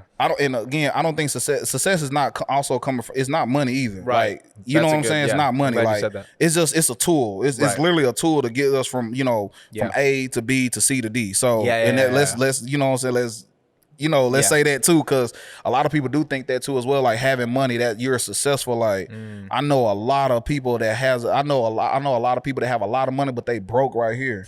And they broke right here. You know what I'm saying? Yeah. And these things are connected. You know, I feel like these are your navigation through life. And they broke right here. I mean, literally, that's how you see people jumping off a bridge or whatnot. Or they, you know, going into, like they broke. They broke real. On the inside. They broke right here. So, you know, successful don't come from your ends. You know what I'm saying? It comes from right here and right here, you know? I think if you don't have that, if you don't have that figured out before you get monetary success, man, you're going to lose it. Bro. I mean, me right now, I'll be vulnerable here with hustle culture, with my family right here. As I've been growing, there's a loneliness that comes with making more money than your peers. Shit, and that's okay. It's lonely at the top, and guess what? It's lonely at the bottom too. Yep. Because when ain't nobody around or whatnot, that when you at the bottom ain't nobody around, it's lonely right there. Even at the top, like I'm cool with that. Yep. I'm cool with that. But here's what I'll say. If you're chasing the money, go ahead. And if that's your success you'll never make it. You'll never make it, and you'll never be happy because it'll, like, it's cliche, but it's true. It'll never be enough. I grateful to God. I'm thankful for this. I was able to buy this and that, and the camera you're watching it on, and the computer that's recording it. Then what? Now I want to get a better one of those, better ones of these, and better one of that. And it's like, it's never ending, right? Because it's like, you get the thing that you were hoping you were going to get. For me, that camera that we're filming on was like my biggest dream. And when I got it, I was so happy. And then as soon as I played with it for then what? You said an hour. You said next. That's it. Cool. Yeah. I got it. Now there's this other one that's like way more expensive that like I could probably get. And that's progress. And it's like, but luckily for me, I happen to have really good parents who raised me to be like, no, what's important is family. What's important is the people you hang out with, Jacob, Elliot back there. Like, that's what's important to me. This connections. That's why I built this whole thing, right? To talk to people. And it's like, before we keep going on the whole social thing, and because I do want to keep talking about that. Yes. I'm glad you brought that up. Like, success is relative to what you measure it by. Yes. And if you're measuring it by money, cool. You can probably be successful in money, and you can probably get a lot of it. But if you don't have an importance in the people you surround yourself with, and your mindset and your head, it ain't gonna matter. Yeah, it don't matter at all. And I agree with you on that. And that's my whole thing when I'm going through life. Like, you know, I say this all the time. Like, I need my mental and I need my heart. Like, I need it. You know, I need it to be able to navigate through. Like this is your navigation. Bro. Like, how you gonna be able to get through life and you ain't got this? You know, and you know, it's just, you need it. You really do. And the success, like, the success part, success, like you said, what you call it. You know what I'm saying? Like, this is successful. We're successful right now. Yep. You planned this, what, 2-3 weeks ago? Yep. This is a success. Exactly. Now your success has been fulfilled. You know what I'm saying? Yeah. And That's what it all come down to. Even the Relief Project, like my success is when I see someone, not the money that they're spending, but them actually buying it and wearing it. I feel good when somebody actually literally, bro, they will literally get on Snapchat. They will like put it like on a stand or something like this, and they will show you opening it up, and they will show you taking it. They be more excited about the card than the freaking shirt. They be like, oh, it say thank you, come shop with us again, da da da. Oh, this is so cool. They show the card more than they show the shirt. Man, show the shirt. You know what I'm saying? Keep it going. All right. You know what I'm saying? Put it aside. Show the shirt, you know. So that's my success. Like I get hype over that. Yeah. Yeah, there's something to it. And too, like, again, in me and my industry, it's that, you know, when you get that, my favorite is when I get the text or the email, whatever we're communicating through, like, dang, this is sexy, bro. Yeah. Like, this is freaking dope. And like, that is the best. Because it's like, again, back to that thing. Right. Where you're, at the end of the day, what are we here for? Right. We're here for you, for us, for people, like for love, for connection. That's the point of life, in my opinion. Yes. Because if you have all this other cool stuff without the connection part, without the community part, life sucks. Yeah, you're gonna be broke, man. Literally, mentally and broke. And emotionally, you're gonna be broke, man. And I know a lot of people who were successful in the beginning, monetarily. Yes. And because they didn't have everything else that we understand, that broke down too. Yeah. Because you can only go so far by yourself. Right, for sure. And and see, that's my thing though. It's like, oh, I guess I got like, even I'll be honest, even right now, man, I gotta trust tags with this. Like, man, I don't know I'm being real. so for real, Yeah. because the thing is, like, I don't know, and we don't know. Yeah. And that's my whole thing. Like, I don't know what's gonna happen, but I'm like, when I'm going to Vegas, I'm like, I gotta trust them. You know what I'm saying? I trust myself. I know what I can do with myself, but it's like, it's so, for me, that's the fear. That's my fear. That's the reason, again, I haven't reached level 3, level 4, level 5, because of that trust factor, you know. But again, I feel like I'm working on that, because the thing is, I spoke about it. I said, okay, I have trust issues, and I need to heal. So I'm going to heal from that. And and how I'm going to heal, I'm going to speak about it, and then I'm going to act on it. You know, and boom, there go my mind, there go my heart. I'm vulnerable, I'm open. Now we're here. Yeah. Well, I'm going to use this to say, if you like what Jahbril's saying and you want to get involved and you want to help, hit him up, send him a DM, and be like, I want to learn from you. Hit me up, man. Hit him up, because literally, Jacob and Elliot are back there. We've been friends for a long time, and I decided I'm going to build a team around this, because luckily for me, I was a part of a team that was started with nothing at Calvary, Dallas. Yes. And I got to learn how. Oh, I watched y'all grow. I got to learn how that happened. And the best thing that my mentor Vincent did, Vincent Holland, is that he didn't limit it to himself. Man. And I hope this helps you, but I it's just something I know, because I went through it, and I lived that through him. But he always said this, it's like, we are the cap to what God's trying to do. Like, hold on, say that again. We are the cap to whatever God's trying to do in your life. Like, you are the limit to the Relief Project right now. For sure. Because that mistrust, all these things. Yeah. Who knows? I mean, if somebody who DMs you tomorrow, like, if you can't, and obviously there's discernment with it, and there's obviously sides of it. Like, you got to know who to trust. And you got to have your things to check them and stuff. So it ain't like just trust everybody. But you got to have some element of that in growth, because, like, you can only print so much by yourself. You can only... Bro, I done did it before, and I'm like, I can't do it. I cannot sit there and you right. I mean, I'm editing these things. I'm gonna get this edited overnight, because I wasn't able to put one out last week. But I'm training Elliot right now to edit. And he's never edited before. But I'm taking the time to build a team to do this.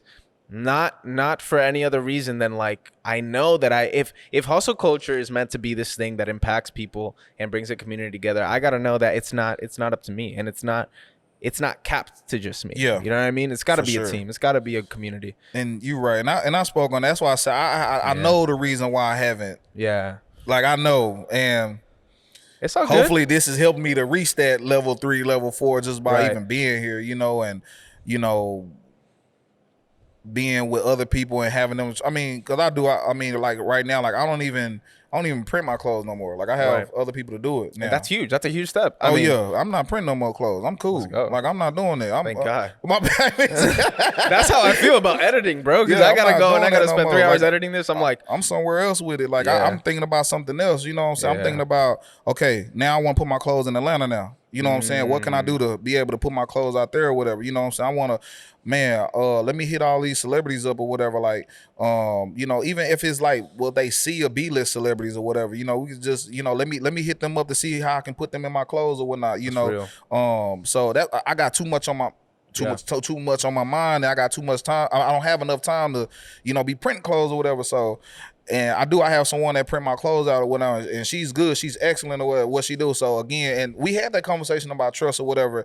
And what she said was, she said that, so you're telling me, you're coming in my world telling me that you don't trust me. Okay. So that means that I can't trust you. And the reason why I can't trust you is because you can't trust me. Well, break that down for me then. Okay. Well, because if you don't trust me, then that means that you're going to always think that you're going to always try to think 2 or 3 steps ahead of me. So I got to always think, you know, 2 or 3 steps ahead of you. So this is not going to work. That's not efficient. It's not efficient. I was like, you know what? You right. And before, you know, RP DMX, but it's a video that's going viral when now he was talking about trust. And he was like, you know, basically like trust that snake to be a snake. Like trust that snake to bite. Like trust him to be who he is or whatnot. And that's deep. I don't think a lot of people understand what he mean by that, but like just trust that snake to be. I'm not saying go touch the snake and grab it. It's going, no, I mean, trust it. It's going to do what it's going to supposed to do. You know what I'm saying? So that's the same thing, you know, that I feel like, you know, she was saying too as well. And I grabbed from that too. Like I haven't, and she haven't let me down yet. You know what I'm saying? And I'm not looking for it though. Right. And that's another part of trusting too as well. Like you looking for a mess up. Like don't look for that, because what you focus on, it does expand. It happens. You know what I'm saying? Yeah. So that's huge. I think too, with trusting people and especially in business and stuff, like you said, this is your baby. Yeah, that's my baby. It can be very easy to personalize it. Again, what helps me is knowing that it's bigger than me. Because the moment you limit it to yourself, you're screwed. And then two, I think to just keep going, because I love mindset stuff. This is what I love talking about this, but it's a part of the hustle for sure. Because you need your mind when you hustling. You need your mind. I don't care what nobody's. You need your mind. Facts. And I think setting up, like, you got to set someone up for success if you want to be expand it, if you want it. So like Elliot, for example, I'm teaching him how to edit, right? Oh, he's going to be successful. If tomorrow I tell him, or if tonight I'm like, hey bro, I need you I'm looking at him. I need you to edit this whole thing, and I need you to make all the micro content and make everything that goes into it. What? I'm setting him up for failure because I haven't taught him how to do any of that yet. Yeah. So it's like, you can't even be mad at him if he, you know what I'm saying, mess up, and you know what I'm saying, he, you know, put the H in the back of the, you know what I'm saying? Exactly. So like when it comes to that stuff, I would say as a leader, it's your responsibility to set them up for success. So with her, one of the ways you do it, right, is you test and you try, because she's been doing it for a while now, right? Oh yeah, she's experienced. Yeah. So, you know, for me, it's different because I'm teaching people how to do it. But let's say I have like just to keep it in my world. Let's say there's an editor who's been doing it, etc. A big thing for me and most videographers, Jaron touched on it in the last episode. He didn't outsource wedding videos forever, and it's because with video editing, it's not like photos where you can like kind of just slap a preset on it. Yeah, it's getting to the point you can click a button and that Lightroom a fool, bruh. Like you can, there's so much to it, right? So like, and there's things that make it yours and stuff and all that, and it's really it's hard if you make it hard. If you set up a process and like you have like checks and balances to how you're trusting people, yes, it makes it easy. Like if I pass you the ball and you missed a shot, well, now I know you're not good for that. What all did I lose? So I said a lot to say this.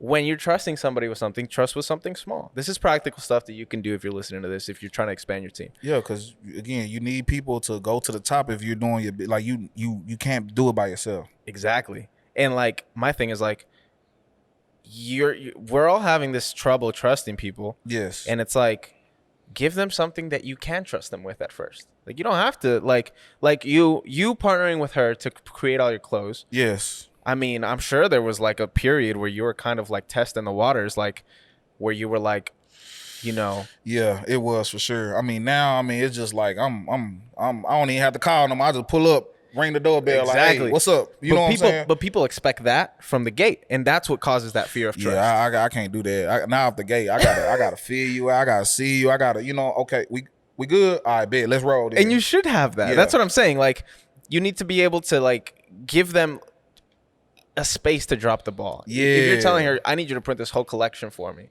I need 300 shirts for this. Yeah. And then, she messes up. That's on you. Yeah, it is. For sure. Because you decided not to go through those first steps of like, all right, here's 10 shirts, do it. Right. Like, Elliot, here's this 2 micro videos I need you to edit. Oh, he did good? Cool. He did bad? Okay, let me teach. Or let me choose not to go with that person and let me choose someone else. Right. But like, the trust thing, it's people, and this is everything. I mean, I'm like this. People overthink it. And it's like, no, like you don't have to trust somebody 100%. Right. To give them an area of your business. You know what I mean? Like Jacob does the photography here. I could decide to be super micromanagey and to be like, oh, this or that. Or I can give him space to grow and give him like critique. Or I can, and I think that's just important in life in general with people. It's like, it's really, and I think about relationships, right? That's very important in business. Relationship is very important. Like, yes, it's business, but you still need to have that relationship. Like, it's very important. I'm working on a YouTube video right now. I don't know if it'll be out yet. Probably not. But it's talking about how to find your perfect freelancer. And one of the things I talk about, and this hopefully applies to you, is when you're looking for a photographer or whatever, an agency or a person to handle your creative, it's a lot, right? You're trusting with the visual of your brand. Right. So my thing, one of the signs that you got to look for is make sure that person cares about you and not just the paycheck and not just about this, because then it becomes relational. But a lot of businesses and a lot of business owners look for the service and for the result when they're looking at freelancers. Mm-hmm. Here's the problem with that. That's all your relationship will ever be. So it makes it a little hard. Like I call it when you get hired, when you're a gun for hire. I've had those client relationships where it's like, hey bro, I have this project. I need you to edit it. I need you to cut it. I need you to do it. And it's like, okay, cool. I'm making $1,000 here. That's it. That's all I'm going to care about if that's all you're presenting to the person. Facts. But if you're like, let's get coffee. I want to tell you about my brand. Oh, yeah, that's very important. Tell you about, so the whole relationship thing. Talk Building about that. Rapport. How has that affected because I'm a people person anyway. So like I always tend to ask and see what that person likes and what they care about. So I don't think I've ever like gone into a situation, or if I have, I can't remember me going into a situation. It's kind of like a gun hole type of deal or whatever. Mm-hmm. I agree with you as far as like building that relationship. Like you need to, it's very important. And I do that too as well. Yeah. Like I want to know what's going on. You know what I'm saying? I want to know what's going on with your family, your friends. And on top of that, especially like, being in, when I was in logistics or whatnot, being a supervisor and stuff like that or whatever, like that's one thing that they teach us. They teach us, like just don't go in, basically coaching them, like find out what's wrong with them, what's the problem, like get to know them and stuff like that with the associates and stuff like that. So, and I take that, with my business too as well, finding out what's going on in a sense, like, like with Angel, or let's just say, when I'm getting my shirts made or whatever, I want to know how the kids doing, what I'm saying? Or what you got going on? You all right? I'm building that rapport because again, like that's what's going to mesh up and have everything to be, for me, it's going to have, it's a networking, strategy too as well. Like, and not to say it like that, but it helps everything to come out how it needs to come out at the end of the day. It does. It is important. It is a strategy. It is a thing. And I do think it's important.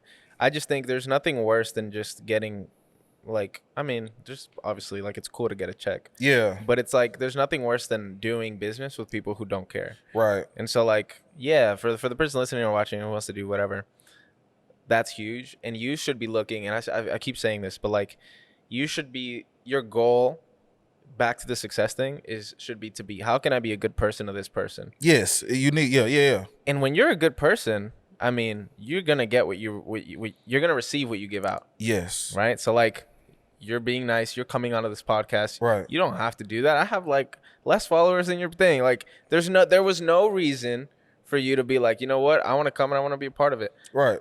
Oh, I like you, man. I do. You know what I'm saying? There like, we cool. go. That's why. Yeah. Because we're good people. Yeah. Because I care about you. You care about me. That's it. Yeah, for sure. And I think that extends to business. Yeah. 1,000% I agree. Yeah, because I ain't gonna lie. If it probably been anybody else that I really just didn't like or whatever, I'll be like, I'm busy. Like, I got something to do with. That's facts. I will find something to do. Like, I can plan a whole day and it not go how I need to go, but I will find something to do. Oh, I'll say I've done it. I mean, I'll be like, oh, bro, I have a shoot. And I don't really have a shoot. Yeah. It's like, I just don't I'm going to get into a shoot. I'm going to Exactly. book. Like, I'm for real. Like, I just, because I can't have an idle mind. If I'm like, when I get finished here, I'm finna go do something else. Like, I'm finna go, you know, trade some currency or whatnot. You know what I'm saying? Like, I'm finna go do that. Like, I need to keep going and keep doing some, keep building, because, like, I literally don't sleep. Like, why is that? Why? 4 or 5, fear of missing out. And I use it as a positive thing. Like, I'm not missing out. Like, I'm not. I'm not. Now I do need a rest. You know what I'm saying? But I can't, because I feel like I'm gonna miss out on something, and I can't, because we not gonna get these seconds. The only time we'll be able to get these seconds again is when we're reviewing this again. Like, we're not gonna get the emotion like in the beginning, and like, I don't want to miss out on none of that. You know what I'm saying? But That's an awesome why. Yeah, that's an awesome why for sure. I'm not missing out. Like, I can't miss out. Like, I have to feel, touch. I'm here. Like, I mean, I ain't asked to be here, so while I'm here, I'm gonna go ahead and take advantage of it while I'm here. You know? Right. So enjoying the moment. I think that's huge. Yeah, for sure. I think, really, I wanted to, since you are a hustler. Yeah. I think that's a great definition of how your mindset is. You're a straight hustler. Right. For you, so the premise of hustle culture, outside of, you know, the why being that. Yeah. But the concept is, you know, Gary Vee, he went, you know who he is, right? Yeah. Gary Vee.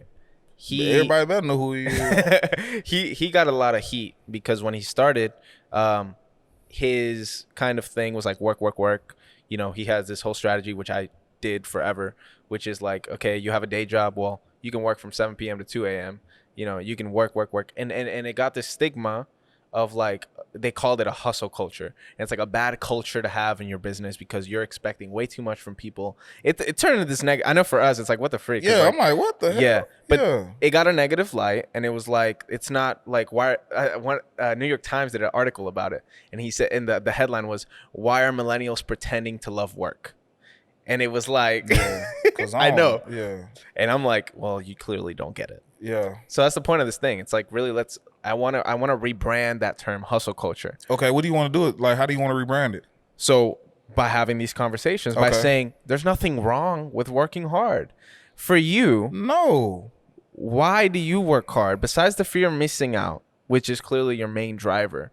But, like, I don't like people telling me what to do. I'm just being real. I don't like people telling me what to do. I don't like having limitations. Like, when you at a job, you have limitations. Like, it's certain things. You can't just take vacation when you want to take it. You can't just, you know, do whatever. You can't eat whenever you want to eat. Like, I do not like people telling me what to do. Or in a sense, like, if this is how I'm making my money, I don't like you telling me how to make my money. Like, I don't like that. You know what I'm saying? And it just, I'd rather work hard now and, you know, spend the rest of my life, you know, being good than to just be, you know, being mediocre and just working, just, you know, have time to pass by and all that. I don't like people telling me what to do. Yeah, I'm too cool for that. Like, I'm too dope for that to be someone to be sitting there telling me, hey, you know, go make sure that, you know, this door is closed and stuff. Like, what that, man? You go over there and check and make sure that door closed. Like, you know what I'm saying? I'm not finna do that, man. I got some clothes I'm finna go work on. Yeah, I'm finna take a flight. Like, that's my work. I'm finna go book this model, book these photographers, and I'm finna get these clothes. We finna be in the studio. We finna be in the lab making new shirts. I'd rather do that all day, any day, any given day. Yeah, because you're passionate about it. I'm passionate. But yeah, like, I don't like people telling me what to do, man. I'm being honest with you. I do not like people telling me what to do. I'm a Capricorn too as well. Like, I'm a one. I'm a number one. You know, so I'm always first. And the thing is, like, that micromanaging, I hate that. No, I don't like that. I don't like somebody standing over me. You know what I'm saying? Because I don't treat people like that. Right. You know what I'm saying? Like, this is your show. This is not my show. Like, I don't like that. You know what I'm saying? I just, when I'm doing my photography stuff, and, you know, one day I'll book with Jacob or whatnot. So, you know, let's go. But the thing is, like, I don't like when they ask me, what is it that you want to see? I don't like that. I don't like that. Because the thing is, when they doing it, okay, well, what angles do you want? Man, bro, do you? This your like, your area, right? Do what you want to do. But isn't there... Man, ask me again. I'm asking for my deposit back, man. Come on, man. You know what I'm saying? Like, bro, just do you. You know what I'm saying? Even with the model, well, what? That's why I do streetwear. There's no limitations, man. You can we can be in here. Like, you know what I'm saying? Doing something like it's no limitations. Like, do not ask me, just go. Like, I got this one photographer, her name is Carolyn or whatnot. She already know. Don't ask me. And I don't even, hell, sometimes when she doing it, I don't even be there. Cause she already know, like, he gonna tell me just do whatever I want to do. And it comes out perfect. To me, it comes out perfect. And that's the thing when it comes to, you know, the reason why, like, you know, I don't like people telling me what to do. Is there's too many limitations or whatnot. And I don't like people telling me what to do. For real. That's real. I think it's as simple as that, man. A lot of people see that. Morgan said this quote. I don't remember who said it, but she said that it was like entrepreneurs will work 80 hours a week so they don't have to work 40 hours a week for someone else. I'll put this on everything I love. I will. Even if I have to do 100, I will do that. I will do 80, 100 hours to not do 40 hours for someone else. Like that sucks. Yeah. Like it really does. And the thing is, like, I don't care when they don't have the same opportunity. Why come they don't? They can walk, right? They can talk, right? They got every opportunity in this world to do the same thing or do something else different to make sure that their life is good. And you sitting there telling me they don't? Yes, they do. They do have that opportunity. They just don't want to do it. They just lazy. You can't say you don't have an opportunity when we have somebody right here who booked the flight to Vegas because he went on a free website and talked to somebody.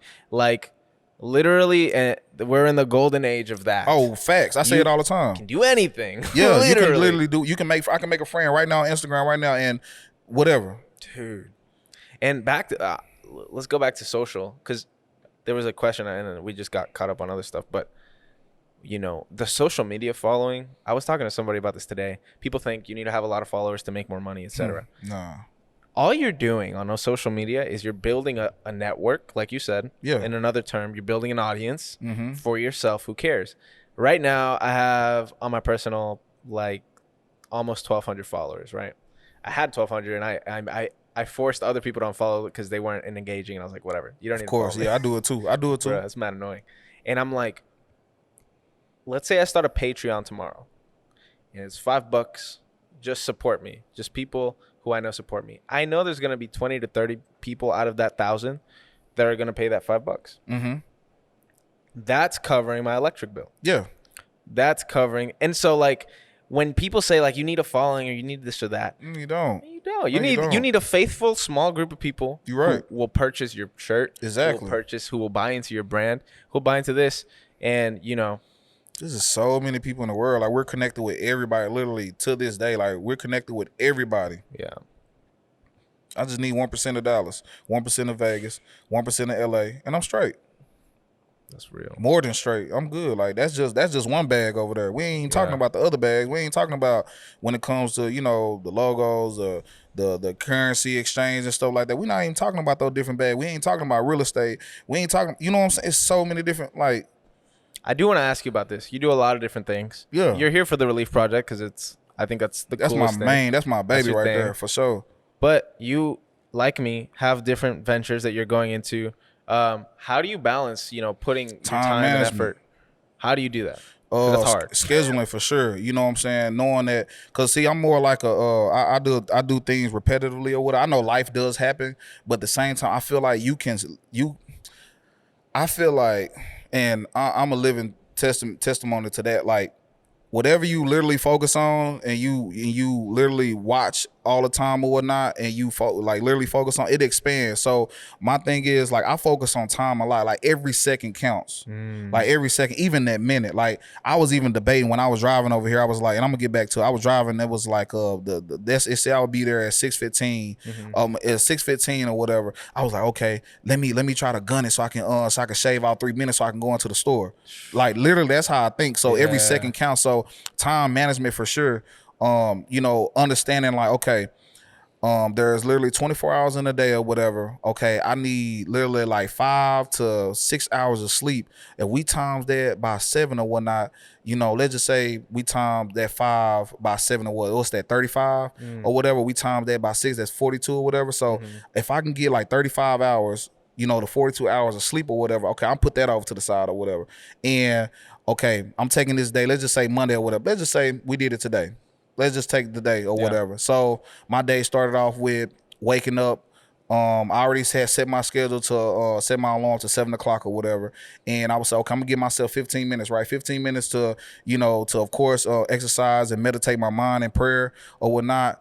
And then after that 15 minutes is up or whatever, I'm gonna give myself another 15 minutes to, to calm down. So after that 7:30 mark, I'm giving myself an hour to work on this logo. So from 7:30 to 8:30, I need to finish this logo. And if I'm not done with this logo or whatnot, I need to give myself maybe extra 15 minutes. But if not, I just need to stop. Let the person know, hey, I'll have it done tomorrow or whatnot. I'm not finna stretch no more time out or whatever. Boom. So I finished that logo within 30 minutes or whatever. So now I got free 30 minutes to do with it. Whatever I need to do or whatever.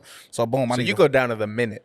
To every minute. Sheesh. Every minute, every second. Keep going. I'm enjoying this. Yeah, I'm every minute, every second. So boom, from 7:30 to 8 o'clock or whatever. Okay, I did that or whatever. From 7:30 to 8 o'clock, I finished. I gave myself an hour though. So I got 30 minutes to do whatever I want to do, whatever. But the thing is, I'm gonna take that 30 minutes and I'm gonna invest that into my business or whatever. So I'm gonna take that 30 minutes. Cause now mind you, I still got this other time that I'm gonna invest into that business, into my business or whatever. Right. So from 8 o'clock to 8:30 or whatnot, I start looking at the market, how it's moving and stuff like that, as far as with exchange and the currency and stuff like that or whatever. So boom, I'm gonna trade here and there or whatever. Now mind you, I don't start trading till 10 o'clock. You talking like stocks? Yeah, like like euros and the USD CAD and all that stuff. So I don't start trading till 10 o'clock. But I'm checking the market out at 8 o'clock just see how it is or whatever. Boom. I'm gonna take that or whatever from 8 o'clock to 8:30. I'm gonna trade. Wow. You know what I'm saying? Even if it's learning or whatever. But I traded from 8 o'clock to 8:30 or whatever. So from 8:30 to 9:30 or whatnot, I'm literally cleaning myself up, showering, whatnot, folding my clothes, whatever, and I'm giving myself an hour. I got done in 45 minutes, so I got 15 minutes now. Again, I can do whatever I want or whatever. So because the thing is, after the 9:30 to 10, I'm getting myself prepared to trade or whatever, but I still got an extra 15. But that's how I'm doing it. Like literally every minute counts, every second counts. So time management, that's very important when you're doing business, when you're doing entrepreneurship, because the thing is that, guess what, you're not on somebody else's clock, you're on your own. So if you messing up, is literally because you're not doing time management right. You know what I'm saying? Because you have literally, if you work in a job, you come in at 8 o'clock, you're gonna leave at 5 o'clock. Your time is already managed there. You have to literally, again, come from your mental, come from your heart. You have to literally manage your time. You literally have your own, that's your job. You're self-employed. You have to do that every day. That's hard. It's not easy. Write it down. Get a calendar. Big ass calendar. Like I'm literally with everything that I'm doing from April all the way to May, from May to, and every time, every slide. Like I think it's important to have a calendar, to have a journal or whatnot. What do you call those? Like Notepads. The little notepad with the time on there, the everything. An agenda, agenda, that's what you call it. That's very important. That's cool. So you use you're old school with it. You use paper, pen and paper. I'm very old school with it. Okay. I can use my phone or whatever. Like, cause I was like, hey, what's the address? You like, well, I already sent. I was like, damn, I forgot, man. we in a new age now. I got it. You know what I'm saying? Which is cool because the thing is like, I need to go that route too as well. You know what I'm saying? But I like to see my stuff too. I like to, when I walk in, I like to see exactly what it is that I'm doing for that time, that moment, in that day, so that's very important. Time management is very important because again, like you are your job. Like you have to set your schedule to where, again, what you're doing, how you're doing, how much you bringing in, all that stuff. Like that's very important, like for sure. Cause again, a job, you work from 8 to 5, you do that Monday through Friday, you're gonna bring home $400 every week. But see, being an entrepreneur, you don't know, because our goal is we ain't looking for a check, we looking for cash. You know what I'm saying? We looking for cash. So you know what I'm saying? Like if I have a day where I made $500 a day, that was a good day for me. I feel like, you know what I'm saying? Or if I have a day if I made $120 a day, that's a good day for me, because the thing is, like, it came from another source. It didn't come from that only source. It came from something else. You know what I'm saying? So that's really important. And I think time management, because time is the only asset and the only value you really have, right? Man. So using it correctly, and it might sound like a lot of work, and it's intimidating if you haven't practiced it.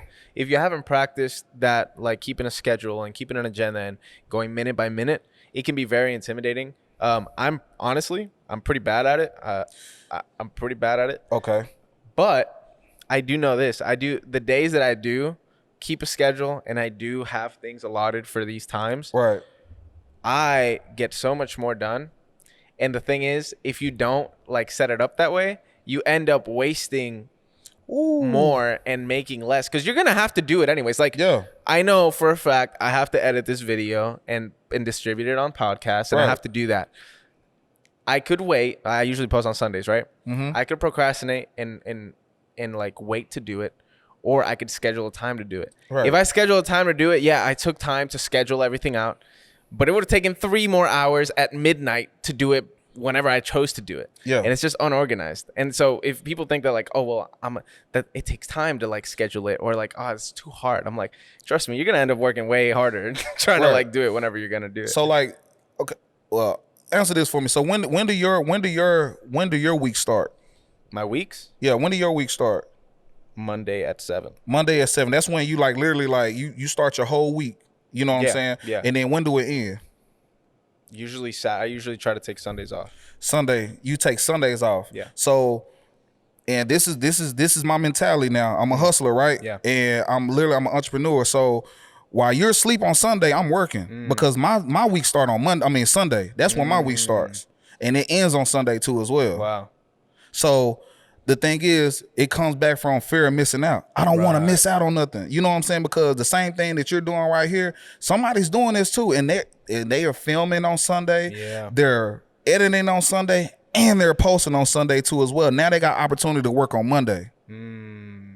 That's how I'm real. thinking. Like literally 24, like literally 20. When I leave, I'm literally about to go zoom down. What's this? 183 or 114 or whatnot, and I'm gonna hit back on 75. 20 to whatever.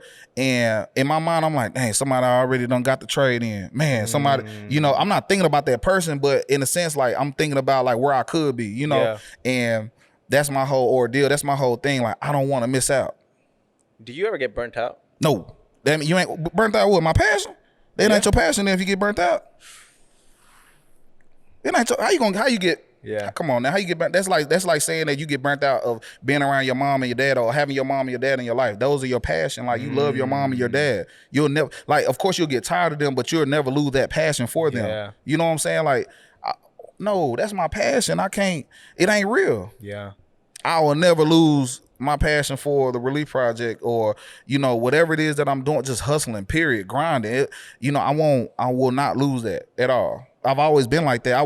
When I was 13, 14 in high school, this is, I'm a little bit older or whatnot, you know what I'm saying? I was selling CDs. You know what I'm saying? I'm like, literally, I'm selling CDs. Hey, okay, I'll give me the list or whatever. If you want the CD or whatever, just that's when the Carter 2 came out. You want the Carter 2 or whatever, that's $5. You want a mix, that's $7.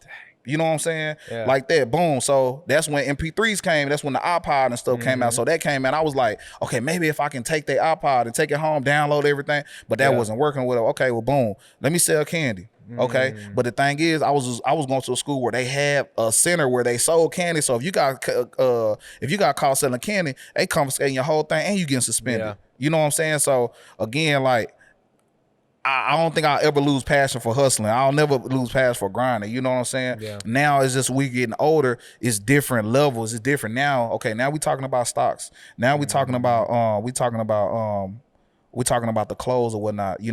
Now we're talking about real estate. Yeah. Now we talking about the logos and stuff. Now we talking, it's different levels. You know what I'm saying? Yeah. So not losing no passion at all. Like not getting burnt out. That's awesome. I think that's a good sign for people who are wondering if they're doing what they love or if they're not. Because I've done, like I said, I started a stupid gaming channel last summer, and I got burnt out really quick. Right. And for me, that was a sign. Like, then it probably isn't what I love. Right. And I'm like pretending like I love it, or maybe I was testing to see if I love it. But that's a great check, right? I mean, this is what you can do. Do this. Check this out.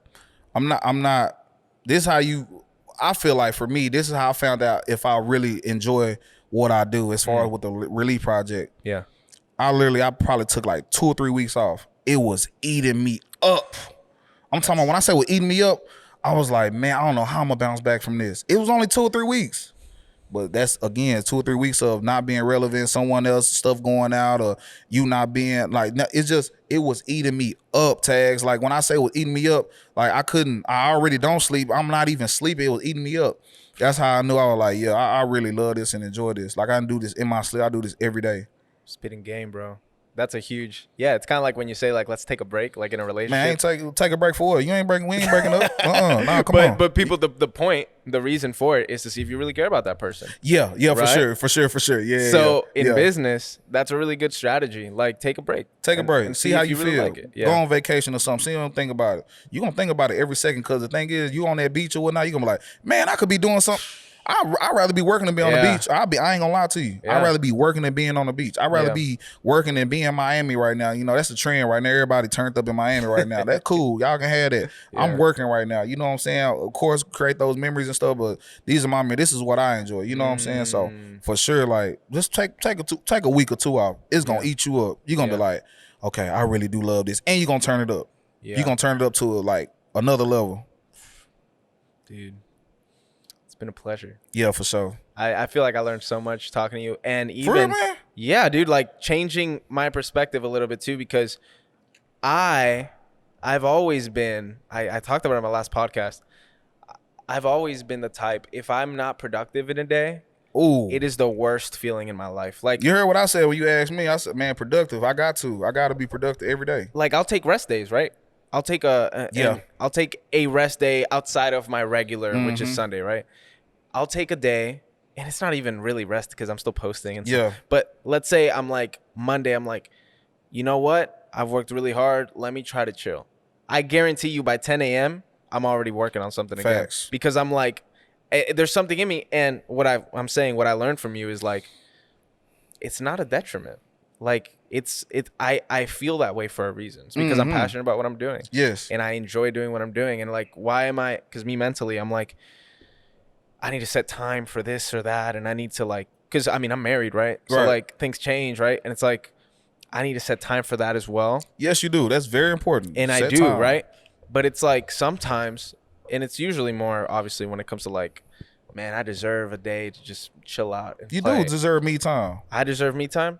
But again, by 10 a.m., I'm like, no, this is my me time. Like hustle culture, editing these podcasts, like I enjoy staying up late and editing them. You know what I mean? I enjoy. That's what that is me time. Yeah, for sure. That's the me time. Yeah. And so that's what I'm learning. That's one of the biggest things I took away from this, aside from all the game you spit about Facebook and you know, all style and like all these things that I'm gonna literally use this week to like start getting that. Do it, man. If you need some help, just hit me up. I got you. I'm gonna hit you up. Yeah, for sure. Nah, don't be afraid. Like, just hit me up, because the thing is, I can't grow if I don't share. Right. Because now I'm removing what I know, so other things can enter into you know what I need to know. Yeah. Dope, man. Well, again, I appreciate you. I want to give you a moment here at the end to kind of let people know where they can reach you, where they can get connected with the Relief Project, with you personally. Oh, nice. And like, you know, talk about anything that's coming up that you kind of want to share with people so they can like invest in you and whatever. Oh, okay. I'm looking into the camera or whatever. Dude, okay. Yeah. I don't know. It don't matter. It don't matter. But yeah, they can follow me on, you know, the clothing brand pages at the Relief Project. That's at, of course, that's THERELEAF Project. Right. And then, you know, you can also buy my clothes on, you know, the website, thereliefproject.com. If you're in Vegas looking at this, you can go to Still Moving or whatnot. You can go to the shop. You can also catch the clothes on that too as well at IamStillMoving.com. And yeah, I mean, right now, what do I got coming up? The daily Dallas Fashion Week or whatnot. They're setting up a fashion show or whatnot. I am going to do that. I just had someone hit me up from Daily Texas or whatnot. It's like I don't know. They hit me up about a fashion show, but I'm not able to do that or whatever. Right. But I think I have like 2 fashion shows that I'm doing, and also trap art too as well. I'm collabing with them or whatnot here soon on an Instagram Live. And when they post their event that they have, I'm gonna also do that. So right now, I only got that set. I might do another pop-up shop in Vegas or whatever in July.